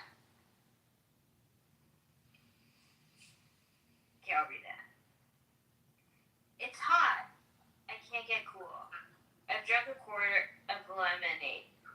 I think I'll take my shoes off and sit around in the shade. It's hot. My back is sticky. The sweat rolls down my chin. I think I'll take my clothes off and sit around in my skin. It's hot. I've tried with electric fans and pools and ice cream cones. I think I'll take my skin off and sit around in my bones. It's still hot. Oh my god. I want to read the last one. It's hot. It's hot. Let's greet Elder Tara here. Great brother, you are a special guest, and your presence here is most honored. Thanks for being with us, brother. Thank you. This is a great topic. Great topic. Yes, I must agree with the topic. Black people are superior race. I believe so. I definitely believe so. What makes you think so? Well, if we look at 500 years of lying history, then obviously we would say no way. But if we look at true history, then we would say yes. If we look at ruling the earth almost 3,000 years before Caucasians was even any significance, then we would say yes. Historically, we look at the Egyptians, the Caucasians have been known to lie about and whitewashing, say that they're Europeans, and Napoleon shot the Sphinx head noses off because it was two Negroes, and then if you look at the Algiers, and David, and whether you believe in the story or not, you see the dark-skinned people. And if we look at history, we're in the first beginning, and we would say for sure. But if we look, like I said, if we look at lying history, then we would say, nah, that's crazy. Thank you for that. Do you think that even though we are flawed and we failed and are inferior, do you think that we're still worthy of your love? Oh, he left. He said his piece and he left. It's a shame. I feel like I could have learned a lot from him. What does the superiority mean? I think from Shel Silverstein, it's called It's Hot. It's hot. I can't get cool. I've drunk a quart of lemonade. Wait, didn't you read this? You read that? Yeah, but you can read it again if you want. No, I'm gonna read Crowded Tub. Yeah. I want you to appreciate the imagery here. Yeah. Oh my god. Crowded tub, Shel Silverstein, a light in the attic. There's too many kids in this fucking tub. There's too many elbows to scrub. I just washed it behind. And I'm sure it wasn't mine. There's too many kids in this tub. Alright, I want to read one. It's called The Hippo's Hope. There once was a hippo who wanted to fly. Fly high D, try high D, my high D ho. So he sewed up some wings so he could flap through the sky. Sky he D, fly he D, Y D D go. He climbed to the top of mountain snow. Snow he D, slow he D, oh he D do ho. With the clouds high above him and sea down below. Where he D, there he D, scared he be do. And he flipped and he flapped and he bellowed so loud. Now he D loudy D proudy D poop. And he sailed like an eagle off in the clouds. High he D fly he D ride he D boop.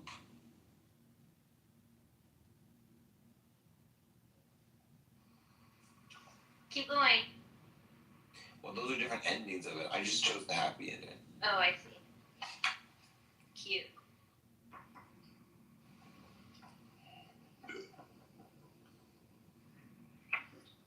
I'd like to read What If.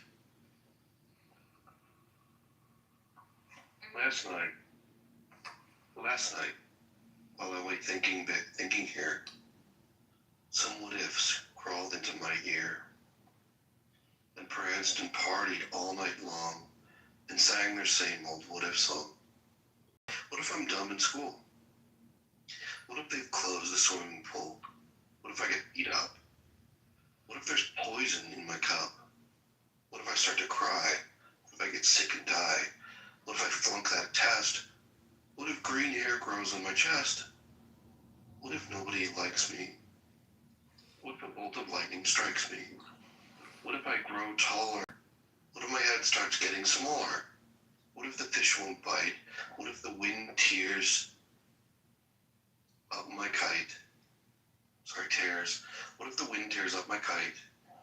What if they start a war? What if my parents get divorced? What if the bus is too late? What if my teeth don't grow in straight? What if I tear my pants? What if I never learn to dance? Everything seems swell. And in the nighttime, what ifs strike again? Ooh, anxiety. Can you read Sour-Faced Anne for us, Professor Zabine? Sure. Sour-Faced Anne. Sour-Faced Anne, with your chin in your hand, haven't you ever been pleased? You used to complain that you had no fur coat, and now you complain of the fleas. Oh my god.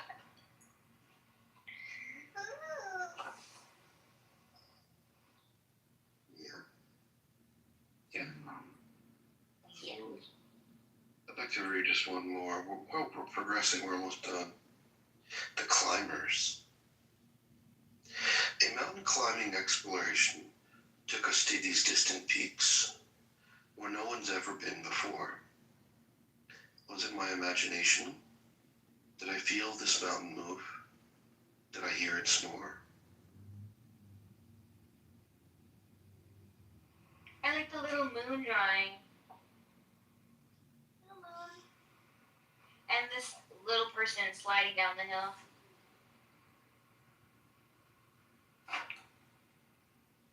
How many pages does yours have?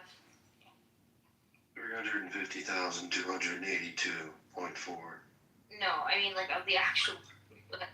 And it is. What? It's It's amazing. editor's cut. Sam, do you want to read the next one?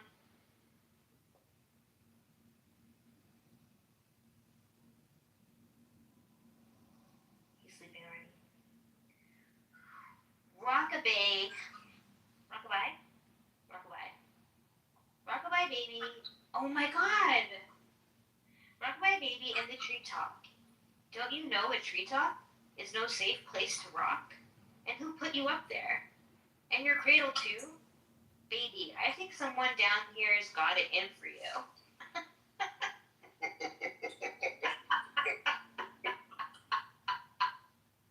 Imagine saying that to your kid. Oh my god.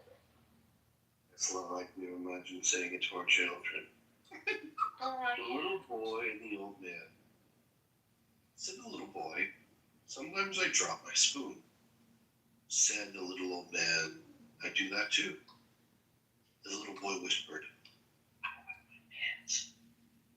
I do that too, laughed the little old man. Said the little boy, I often cry. The old man nodded. So do I. But worst of all, said the boy, it seems grown-ups don't pay attention to me. And he felt the warmth of a wrinkled old man. I know what you mean, said the little old man. Wow. That kind of reminds me of what we were reading before. That old man. What was it? Huckleberry Finn or something? The Ernest Hemingway book? Do you remember, Daniel? Daniel? Old Man in the Sea, Hemingway. Old Man in the Sea, yeah. It's very sad to neglect such a wrinkled old sad man. Yeah.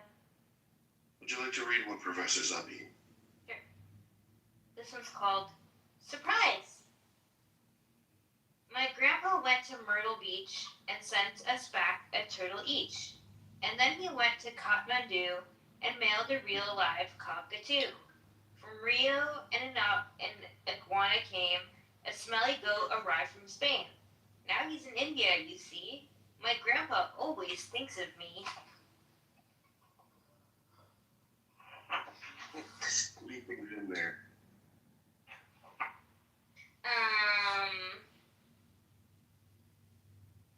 It's pretty big. It's massive, and it has legs. Well, he was in India.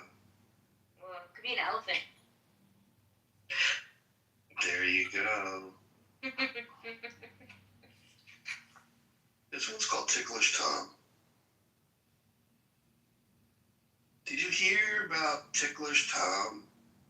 He got kicked by his mom. Wiggled and giggled and fell on the floor, laughed and rolled right out the door. All the way to school, and then he got tickled by his friends. Laughed till he fell off his stool. Laughed and rolled right out of school. Down the stairs and finally stopped till he got tickled by a cop. And all the more that he kept giggling, all the more the folks kept tickling. He shrieked and screamed and rolled around, laughed his way right out of town. Through the country down the road, he got tickled by a toad. Past the mountains, across the plain, tickled by a falling rain. Tickled by the soft brown grass, tickled by the clouds that passed, giggling, rolling on his back. He rolled on the railroad track. Rumble, rumble, whistle, roar. Tom ain't ticklish anymore. Wow. Also, can you see the image on the next page too?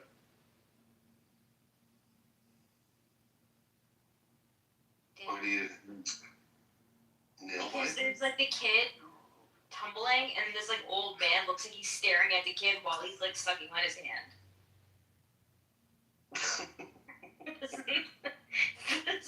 That looks so weird. Yeah. Yeah. The nail biter. Some people manicure their nails. Some people trim them neatly. Some people keep them filed down. I bite them off completely. Yes, it's a nasty habit, but before you start to scold, remember, I've never ever scratched a single soul.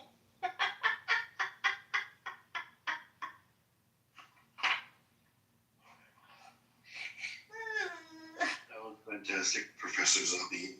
Thank you. I wish I could do extra credit for you because of all this nasty, because of all the latenesses. I'm sorry. No. Is there any way that you cannot feel me? Yeah, I won't fail you if you read the next poem. Alright, fair enough. This is for Professor Zabi. For my extra credit, page 100, Silverstein, A Light in the Attic. The fly is in. The fly is in. The milk is in. The bottle is in. The fridge is in. The kitchen is in. The house is in the town. The flea is on the dog. He's on the quilt. He's on the bed. He's on the carpet. He's on the floor. He's on the ground. The worm is under the ground. is under the grass, is under the blanket, is under the diaper, is under the baby, is under the tree. The bee is bothering, the puppy is bothering, the dog is bothering the cat, is bothering the baby, is bothering mama, is bothering me. Whoa. I like that. Little trippy there. Good job. You get your extra credit. Congratulations. You're going to graduate. Here's your diploma. Thank you, Professor Zalpi.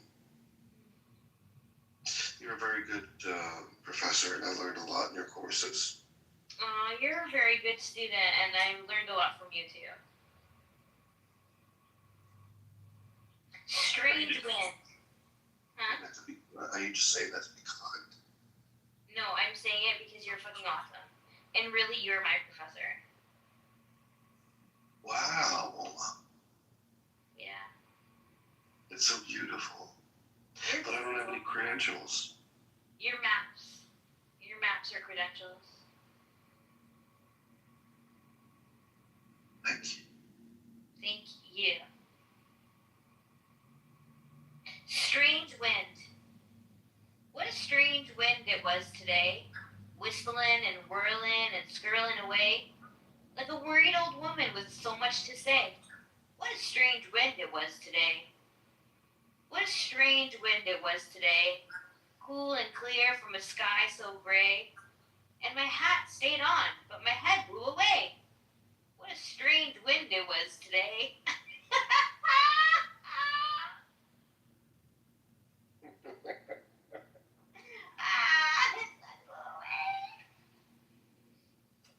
I'd like to read a poem, page 102 of A Light in the Attic, for Professor Zubby. It is called 1-2. 1-2, buckle my shoe. Buckle your own shoe. Who said that? I did. What are you going to? What are you doing with those silly buckles on your shoes anyway? 3, 4, shut the door. You shut it. You opened it. 5, 6, pick up sticks. Why should I pick them up? You think I'm your slave? Buckle my shoe, shut the door, pick up sticks. Next thing you'll be telling me to lay them straight. But it's only a poem. 9, 10, a big fat oh never mind. Wow, this is like either a schizophrenic person or somebody with a really bad inner critic. Yes, sweetheart. Would you care to share another one with us? Sure. Tusk. The walrus got braces, and that's why his face is a tangle of wires and steel. He'll sit and he'll wait till his tusks are both straight, and then think how happy he'll feel. But meanwhile, they're ruining his meal. Oh my god. For the audience, there's an illustration of a walrus with braces. Whoa.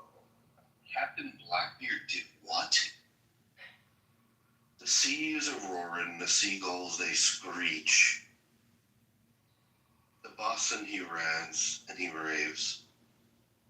And the whole sweet crew says it's true, yes, it's true. Old Captain Blackbeard shaved. Oh my god. Oh my god.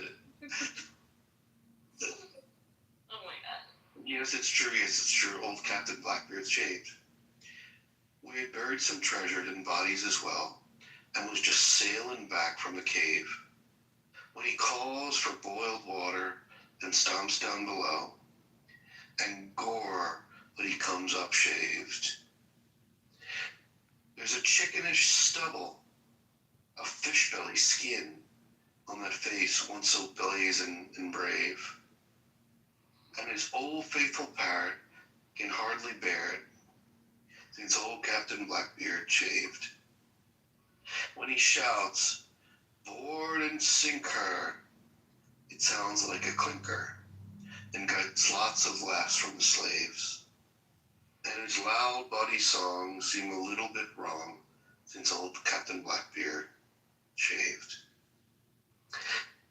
Now no one is sparing his look or his lash or his threats of a watery grave. And things ain't the same in the pirate game since old Captain Blackbeard beard shaved. Oh my god. What an illustration. Yeah, that's what she said. Ooh, it is. She screamed it. Okay, this might be my last one that I read. First thing. Magic carpet. You have a magic carpet that will whiz you through the air to Spain or Maine or Africa if you just tell it where. So will you let it take you where you've never been before? Or will you buy some drapes to match and use it on your floor? Oh my god, that's so good. Imagine we all of our carpets are just magic carpets, but we haven't tried to fly them, so they're just like stuck where they are. So beautiful there. Wouldn't you want to just try to fly your carpet? Yeah, Can you see your carpet? I have 5 of them. Pick one and try. I dare you. That could be dangerous, Bobby.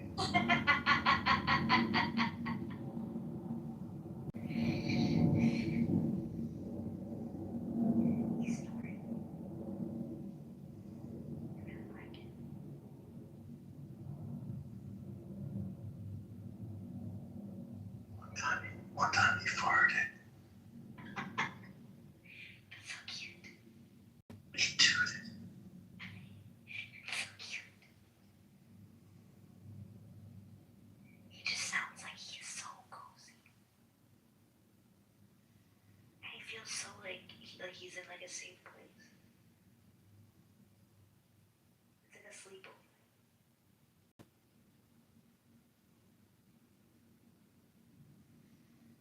I said, well, wait, you want to come on up?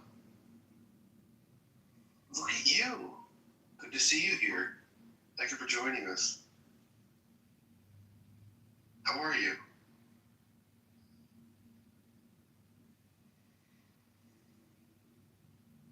Don't read him. Do you want to read the next one? If you insist. Yes, please. Outside or underneath? Bob bought a $100 suit but couldn't afford any underwear. Says he, if you're outside, looks real good, no one will know what's under there. Jack bought some $100 shoes but wore a suit with rips and tears. Says he, it won't matter what people see as long as I know what's under there. Tom bought a flute and a box of crayons, some bread and cheese, and a golden pear. And as for his suit or his underwear, he doesn't think much about them or care. It's like the opposite of my problem. Why do we buy clothes and shit? I'm just buying underwear. You use them 8 times a day. It's not my fault. Why do you change them so often? Because I work out. Like, you're sleeping in them for 8 hours. Don't you want to change them? Well, yeah. So then I wake up, I change them, I work out, I take a shower, I wear new ones, and then I... Yeah. How often do you change them? I think I change them about 3 times a day. Well, good. Have you ever thought not to wear them at all? Yeah, I have those days too. Good. I thought I'd be having more of them, but... not the case. Yeah. Yeah. That's a shame. Yeah. Do you get the same style? Yeah. Mostly. What about you? I don't wear underwear. Nice. I think we should save the next one for the next time. Okay. go to bed in a minute. Yeah. Yeah, well, thank you for reading with me. Thank you for reading it with me. It was so nice. I'm so glad I got it. It's going to be a landmark moment when we finally finish it. We're going to have to go to a different one. Yeah. Do you think we'll choose the same author or a different one? I think we'll be hyper-fixated and we'll choose the same author because we want to go through his whole catalog. Oh my god, that would be so much fun to do with you. I'd be so honored. You are my professor. Oh, what? You teach me so much. I came onto this app and you were reading that book, and now you show me all these maps you have, and you're always teaching me things, and now we're reading together, and oh my god. You taught me about this author, you know? Come on. There's a lot I've got to give, but Professor Zabi, not quite as much as you. Oh. Where would I be if it weren't for you? Oh my god. Oh my god, you're so sweet, Daniel. I'm really hoping for an A. You have an A+, my dear. And now that you're not my student anymore.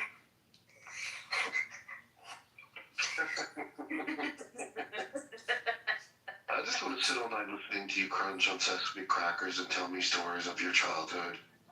I just told about how I was bullied. Oh? We had a really intense conversation. I remember you told me a bit about it, and it was very heartbreaking. Yeah. But I haven't bought sesame crackers in a long time, so I'll do that. Yeah, they seem to be like the most crisp that you can express in a bite. So bite for bite, they seem to be like the best way to crack and crumble and crisp and crunch. Yeah. And wouldn't you know, even munch. Even munch. Do you like Robert Munch? What? Do you like Robert Munch? I don't know what that is. Oh, Robert Munch is that, like, children's author. Do we make samosas? Yeah.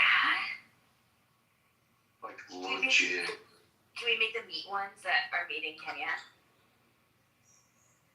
Yeah. How do you fry them though? Yeah, we can fry them. You have an air fryer? No, I just would fry them in I have a stainless steel pan. What if it roils and rumbles and boils over? It won't boil over, but it would be fun if it did. No, that wouldn't be fun. That'd be horrifying. With the samosa, because it's meat, you can just like put a shallow bit of oil, and then just flip them. Do you know the pastry that you use or the bread? Yeah. You know how to make it? Yeah, but also you can just get them from you can just use the egg roll sheets from the Asian grocery store. Oh. Yeah. Or you can go to an Indian grocery store and then they'll have the samosa sheets. Can we make vegetable Manchurian? Yeah. Or gobi Manchurian? Yeah. Or chili chicken? Oh my god, I love chili chicken. I love chili eating chicken? Chinese food. Yeah. Oh my god, I love it. I love it so much. How the Chinese food's so good and it's spicy. So good.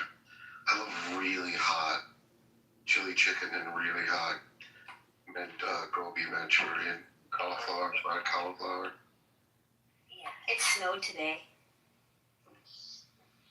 Where? Realizing how it's cold all of a sudden in my room.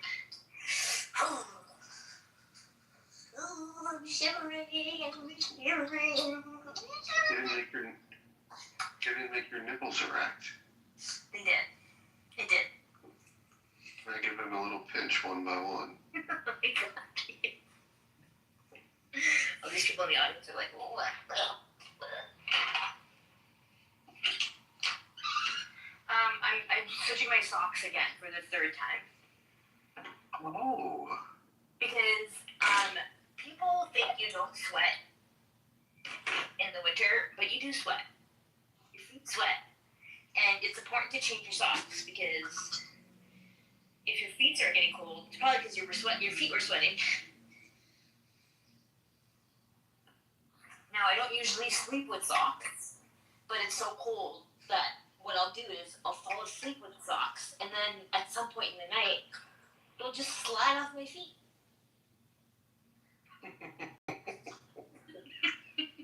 Don't you wear tighter socks? No, I like it that they slip off my feet. How could socks slip off your feet? Because I like push them off without even like realizing that I do it. And they wake up and I'm like, I must have taken off my socks. You feel constrained. Yeah, but then it's like too warm, you know? And I do this thing where I rub my feet like a grasshopper. Or like a fly. You know how flies like rub their feet?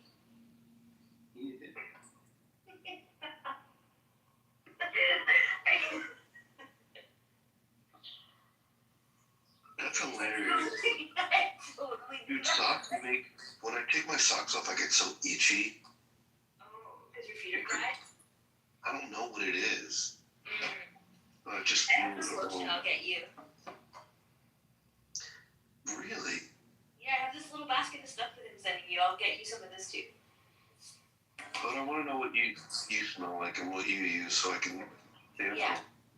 This one is shea butter with comfrey oil. It's really good. Good. I'm just gonna pee. Hold on, okay?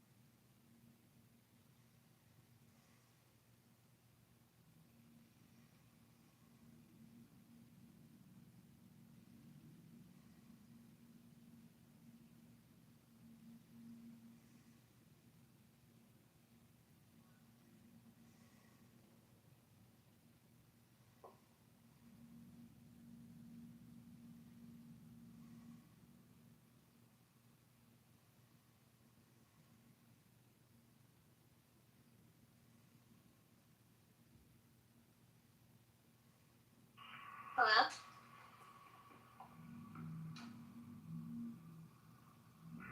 Daniel? Daddy boy. Buster here.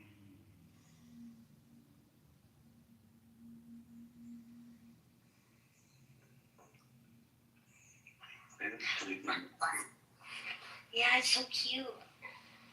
We're gonna invite people in to have him listen. We're gonna have people listen. I didn't know if he farts. He's the one who farted. He hasn't farted yet. We're just waiting. Okay. Can you imagine me just stay up all night waiting to see if he That's the really video when Bath was snoring. Dan, you remember that?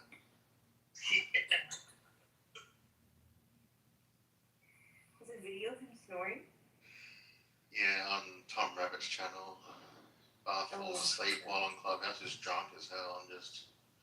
He might have been drunk, I'm not sure, but yeah, he falls asleep and he was snoring and shit.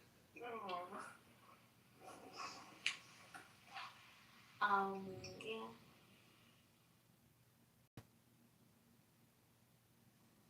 I'm probably gonna fall asleep in a minute.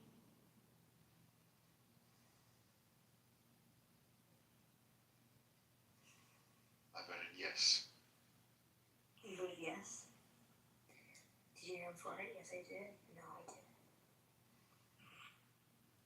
So very. Because when I hear him fart, I really want to hear him fart, you know?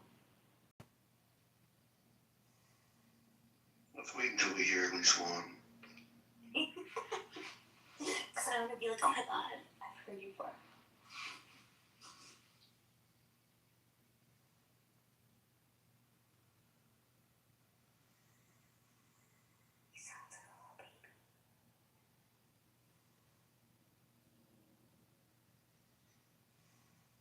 My best friend had a baby just a few weeks ago, and he like has it in this like swaddle thing, and has been like carrying the baby like all the time, and then like it just like falls asleep on his chest because he just like does like baby like just passes out. Yes, she's so cute. Her name is Zora. So cute. Yeah. So cute. She's so cute. She's so tiny. So like my WhatsApp is like filled with all of her baby pictures. She's like not even one. She's so tiny. Oh my god. Like hasn't even been alive for a month yet. Well, when she's two, she'll be bigger than you. Thanks, Buster. Classic joke. Classic. Classic joke. Everybody makes it. Way to go, Buster. So original. Ever heard that one before? I had to. Yeah, Marcus.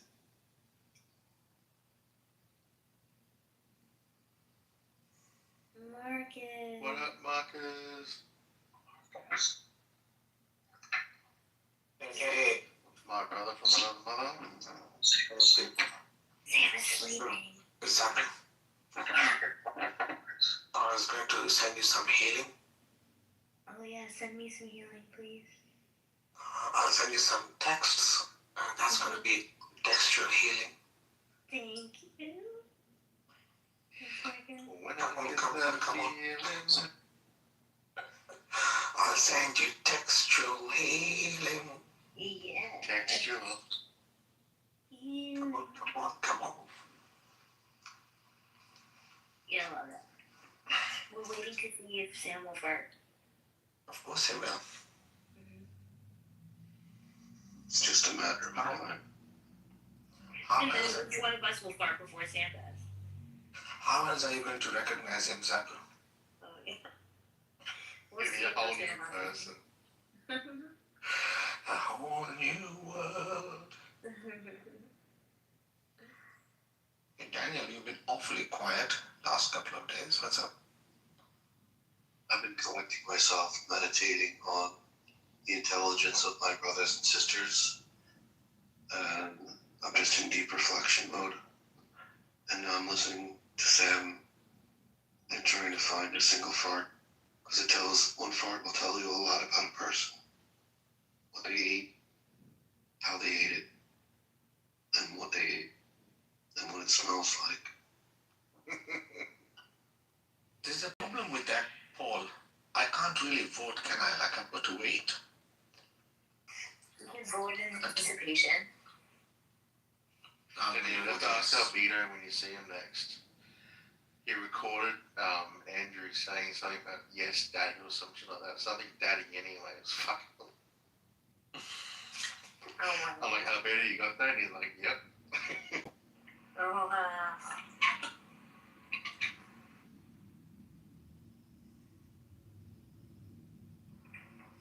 You see, sometimes when I listen to Andrew, I think he's so far up in Jesus' ass that he doesn't even realize he's been saved. yeah, exactly. He's been saved this entire time. He just doesn't know. Pay attention. Can't take it. It's like, dude, I saved you, okay? Get out of there. That's the best thing I've heard. This is the best thing I've heard about Andrew, for sure. He's already saved. Out of there. Fuck. Stop. Like, just give it a break. Like, you're already saved. Exactly. Like, we get it, okay? Like, you've been saved. Like,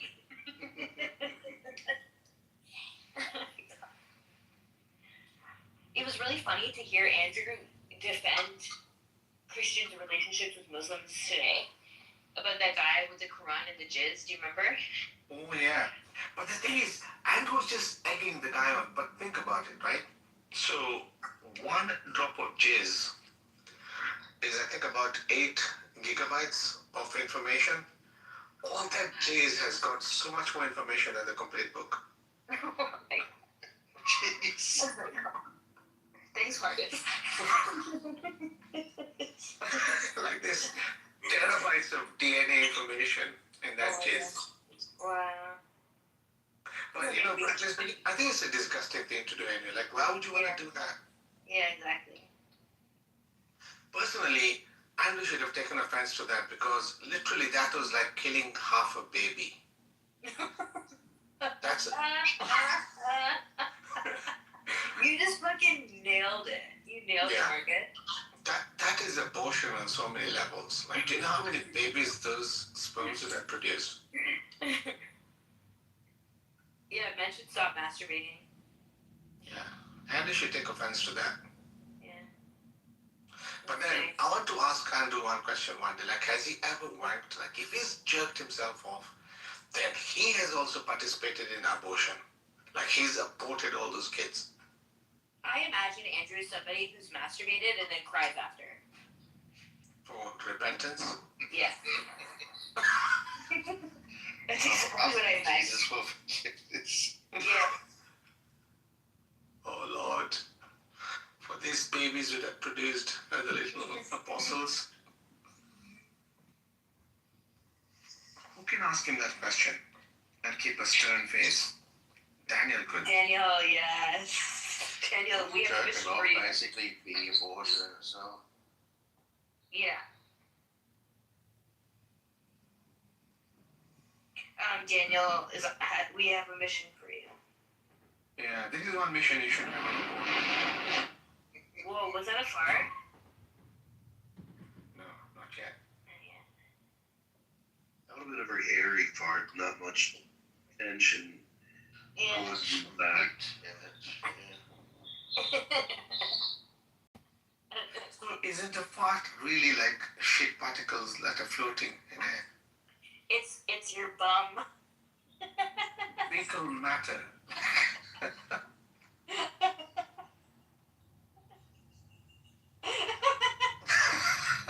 She just say it, your mom. Jesus Christ. Look, it's a very... You goose. Such a weird... I got high, so I'm like just a little extra laughy.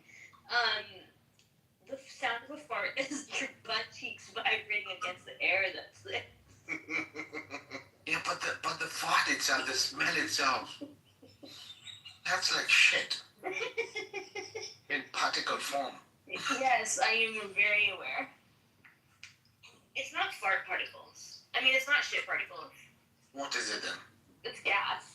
Yeah, the gas is part of the shit, come on.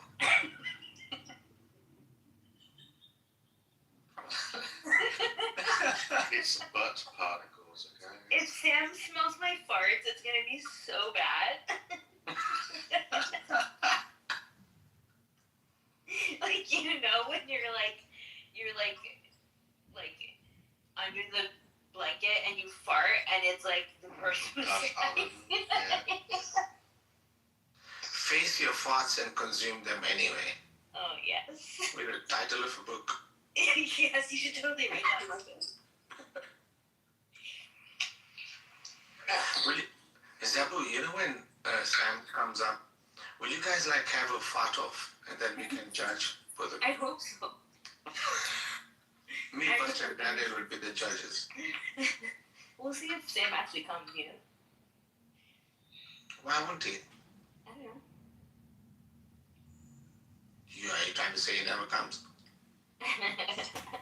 He was trying to prevent abortions.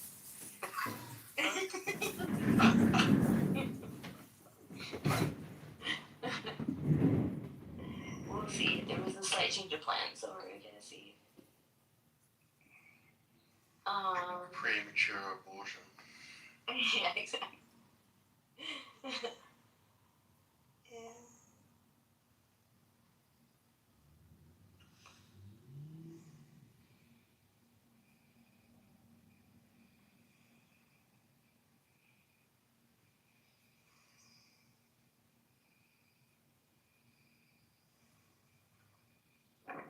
You see what's happening in Andrew's room. I think there's a controversy stirring up.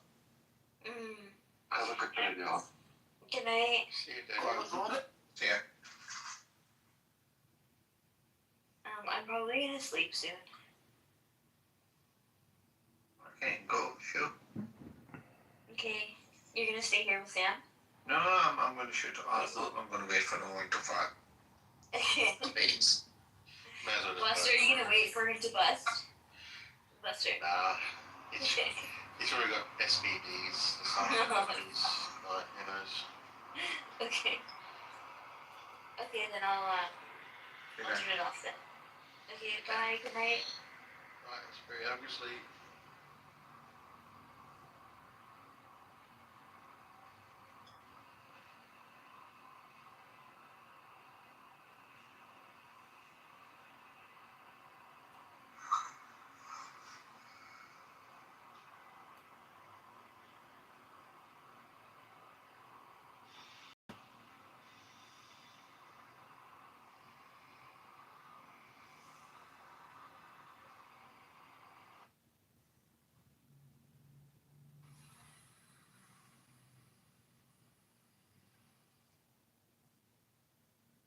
What is it?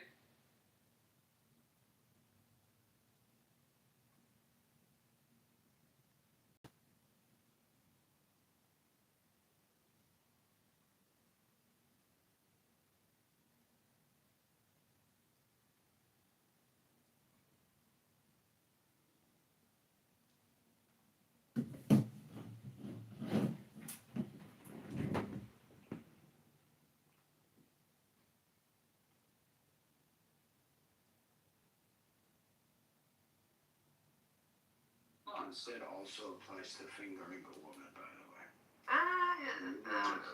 Okay, we've tried to explain to them that when they do play pause, that's exactly what they're doing. They're constantly thinking about homosexuality, but they don't care. Right. They're like, I'm gonna go hard on him, and then they think like, oh, I'm fucking him in the ass. Pause. You know, it's like, no. The fact that the microphones on the left is fucking pissing me off. Yeah, dude, I hate it, and I don't like that you can't scroll up in the chats and see more chats. Yo, yeah, the scrolling up shit. Yeah. Wait, you can't scroll up in the chat anymore? You can scroll up a little bit, it stops after like 20 messages. What? And the timestamps are gone. Yeah. Clubhouse is like, we're done snitching. We have too many emails. Hey, you can't scroll up all the way. That shit's Wait, what happened? Clubhouse is done snitching. I appreciate it. Wait, what does that mean? Oh, you're talking about, if you're talking about so when you scroll up, talking about when you scroll up, scroll up, like, let's say 30 minutes ago, you can't do it. You only let you scroll up so much, and that's it. And I didn't even update my app. This shit just did it itself. What's wrong with your mic, look? Yeah, me too. She Oh, I didn't even update my shit. Yo, I just got on, and that shit, like, Mine updated itself, what the fuck is this? And Ink and releasing tapes. You got tried spending on it? I heard that works when you're trying to scroll. What? What? What? 2 fingers or 5 fingers? I watch porn too much. I would explain it, but then I feel like Never too much. You know, fucking Frank joined at the perfect time. Porn will destroy your mind pockets. You need it. Another addiction. It really will. Destroy your what? It gives you ideas you would never have. You would never fucking have on your own. There's too many expectations. I don't like that shit. You're real. I want to keep it a stack. Yeah, I would drag you into deep waters, and I would just fucking, I will let you drown. The 9th and 10th round, I would make you drown. This little motherfucker. What makes you think you're gonna last 30 seconds? Unless I let you. Holy shit. Pause. Yeah, wait. Wait, yeah, now you're using pause. I'm just joking. The homosexual panic has been activated. Yeah, whoever started that pause shit needs to. I'm gonna smack them when I meet them. It was Nas that started that pause shit in New York. Oh, of course. Yeah, that's a New York thing, and then somehow that seeped over here in California and Washington, and them motherfuckers started saying pause in the late 2000s and shit. And I'm like, I see nothing called a faggot. There's a song with Eminem and Busta Rhymes called "Cool It Down," which is an old ass song. And in that song, "Cool It Down," they say pause. So yeah, that shit goes way back. Yo, I thought it's like in the mid 2000s. Yo, Ray, I thought it was Dipset that started that shit. And Dipset? Was it? Wait, which song? Wait, hold up. Wait. Let's look. It's called "Cool It Down." Cool It Down with Busta Rhymes and Eminem. It's an old song, and they said pause in that song. Who started pause slang? Okay, let's see. It's Dipset, Cameron, Jimmy Jones. It ain't. Well, wait. It says it possibly referenced 1990 song and by later popularized in Harlem. The term used to hold conversation and common interpreted having. Okay, so Dame Dash claim says he and his crew in Harlem have been determined in the early 90s. Dipset, bro. Dipset? No. Dame Dash, I remember Dipset, bro. Hey, yo, Pockets and Ray, I put my username in the chat. Add me up. I have mythics I can share, by the way. Period. Yeah. Let me go ahead. Knowledge? And it says it was started by Dame Dash in the 1990s. What? Yeah. This morning was fucking. Good morning. Yo, what's up, Knowledge? Yo, I'm good. How you doing? Good. Yeah, because there used to be no homo, which I Yo, what's up with the fucking white belts and all these virgins in them? What the fuck's going on? Yo, Ducky, you gotta tell them about that 4-pound wheat plant that you used to sell on daily. Bro, you have no idea. My bad, Ducky, I don't need to. That's 4 pounds per light knowledge, remember.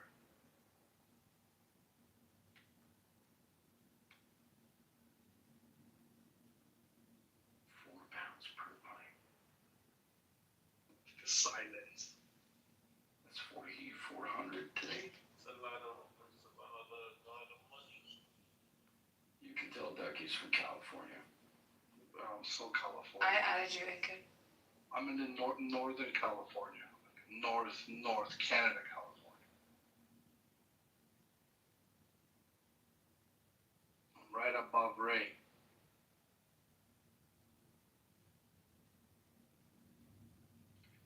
Hey, Abdio, don't you watch?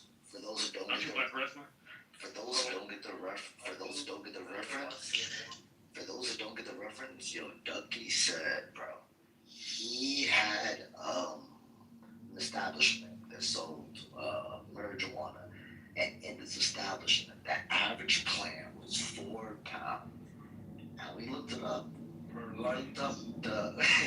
looked up what the Guinness Book of World Records for the largest plant. The largest plant was 4 pounds.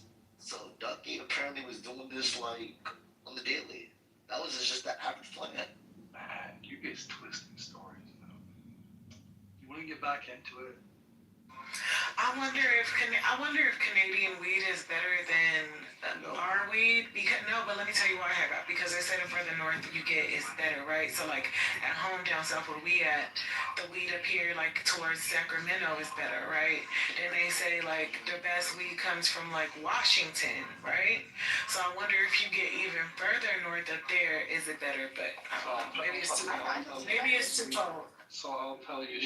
Best week comes out in San Fernando Valley. I'll tell you this much. No, I think Sacramento is better than that shit. Yeah, it's I'll say this: our stuff, all our stuff up here is natural. Hold on, Ray. Yeah, that stuff that they got up, that Ray and them got up there is the best shit. That's the best shit. So BC had the best weed. It's because when California went to prohibition, a bunch of the growers moved to BC, and you had a lot of the seeds, and we did really good indoor. And then when everything started getting legalized, a lot of the growers came out of California and started growing really good, unique strains. Difference is here in Canada, it's all indoor, very little outdoor. Where in California, you have mostly outdoor. The outdoor surpassed the indoor, but right now with all the feeds and everything, U.S. and Canada, depending the grower is, it's quite equal to the strains. So, but most of the strains come out of California. Well, you're saying California is mostly outdoor. Yeah, what are you talking about? Yeah, you ever been to Humboldt County? That shit is literally miles of. The case in Los Angeles. But when you go into a dispensary, right, it's not mostly outdoor, right? There's definitely more outdoor. There's definitely more outdoor grown, right? But that doesn't mean that's what the average consumer is consuming.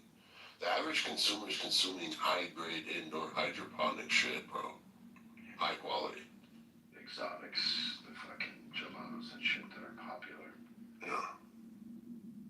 Pound like there's so many good strains right now. The outdoor shit gets shipped out to other states. I think it's all starting to feel. It's in the back of Lion's truck right now, bro. You gotta remember, like about 15 years ago, about 80% of cannabis grown in BC went to the States. I remember BC Bud. BC Bud was pretty good. BC Bud, like which strain though, right? There's so many different strains. Well, I was in high school, man. You think I was keeping up with strains when I was like 16? Yes. I don't know. No. It was buying whatever the fucking weirdo was selling me. The fucking Mexican kid who lived down the street. Fucking sour diesel. It was actually Gustavo. Granddaddy Pert.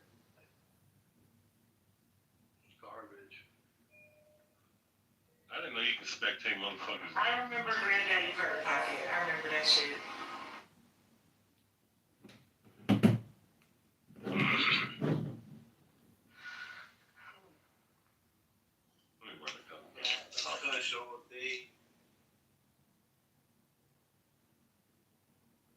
Yeah, we're at it's all indoor.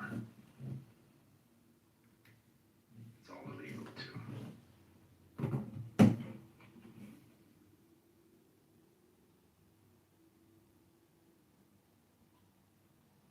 Yeah, but for those who want to know, Eakin has some very, very special tapes, and he's gonna release them. He's gonna release them any day now. Wait, what? So, Incan, he has a tape that no one else has ever seen. It's very, very, so I've been advised. very private. He recorded Donald Trump saying he recorded Donald Trump saying something that no one else ever heard. He's gonna release it any day now. It's a sex tape? Yes. Yo, Pockets, 1v1 me real quick.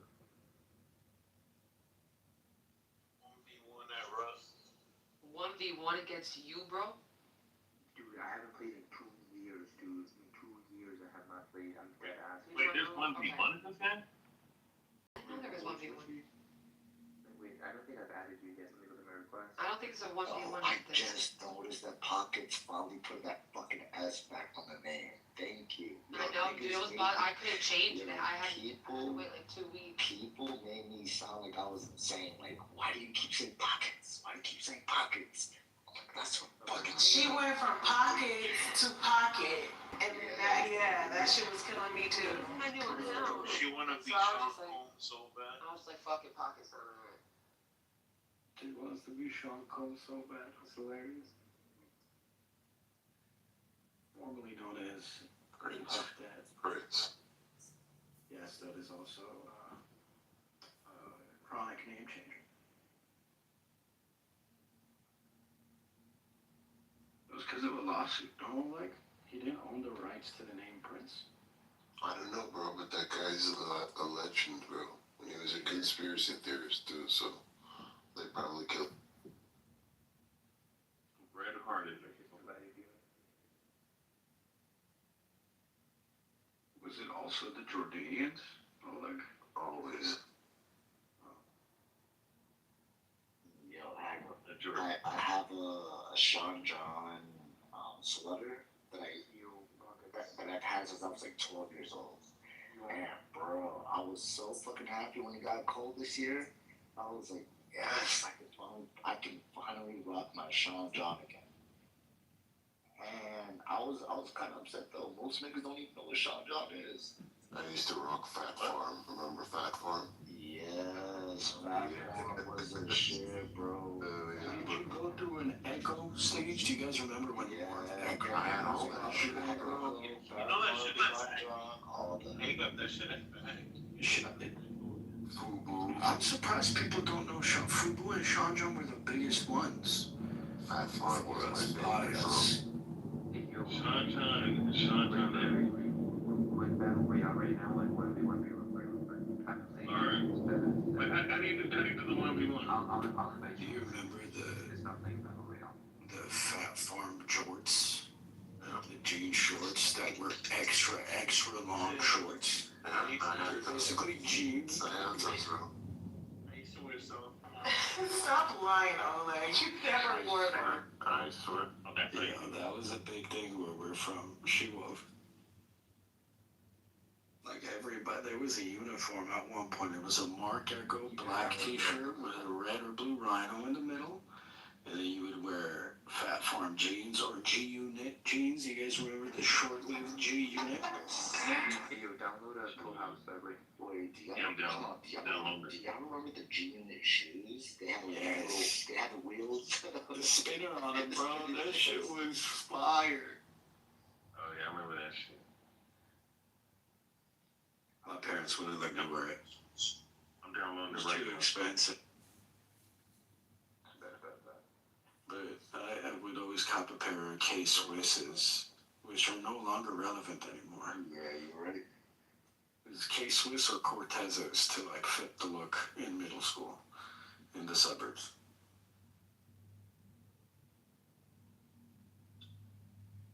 K-Swiss will always be classic and relevant.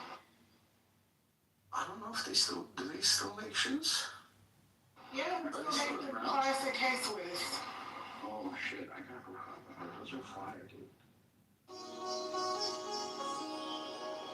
I realize it's Cortez. See, like, skinny hipsters with very thick mustaches wearing beat-up Cortezes. And that's when you realize it's all gone. This was Nelson's first time killing someone. He had no experience.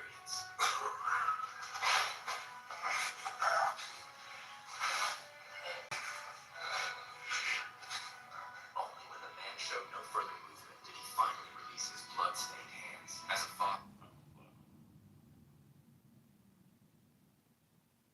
We went to another group today talking about how Michael Jackson's daughter is suing the fucking executor of the estate of the trust. I guess they was paying themselves too much and some shit.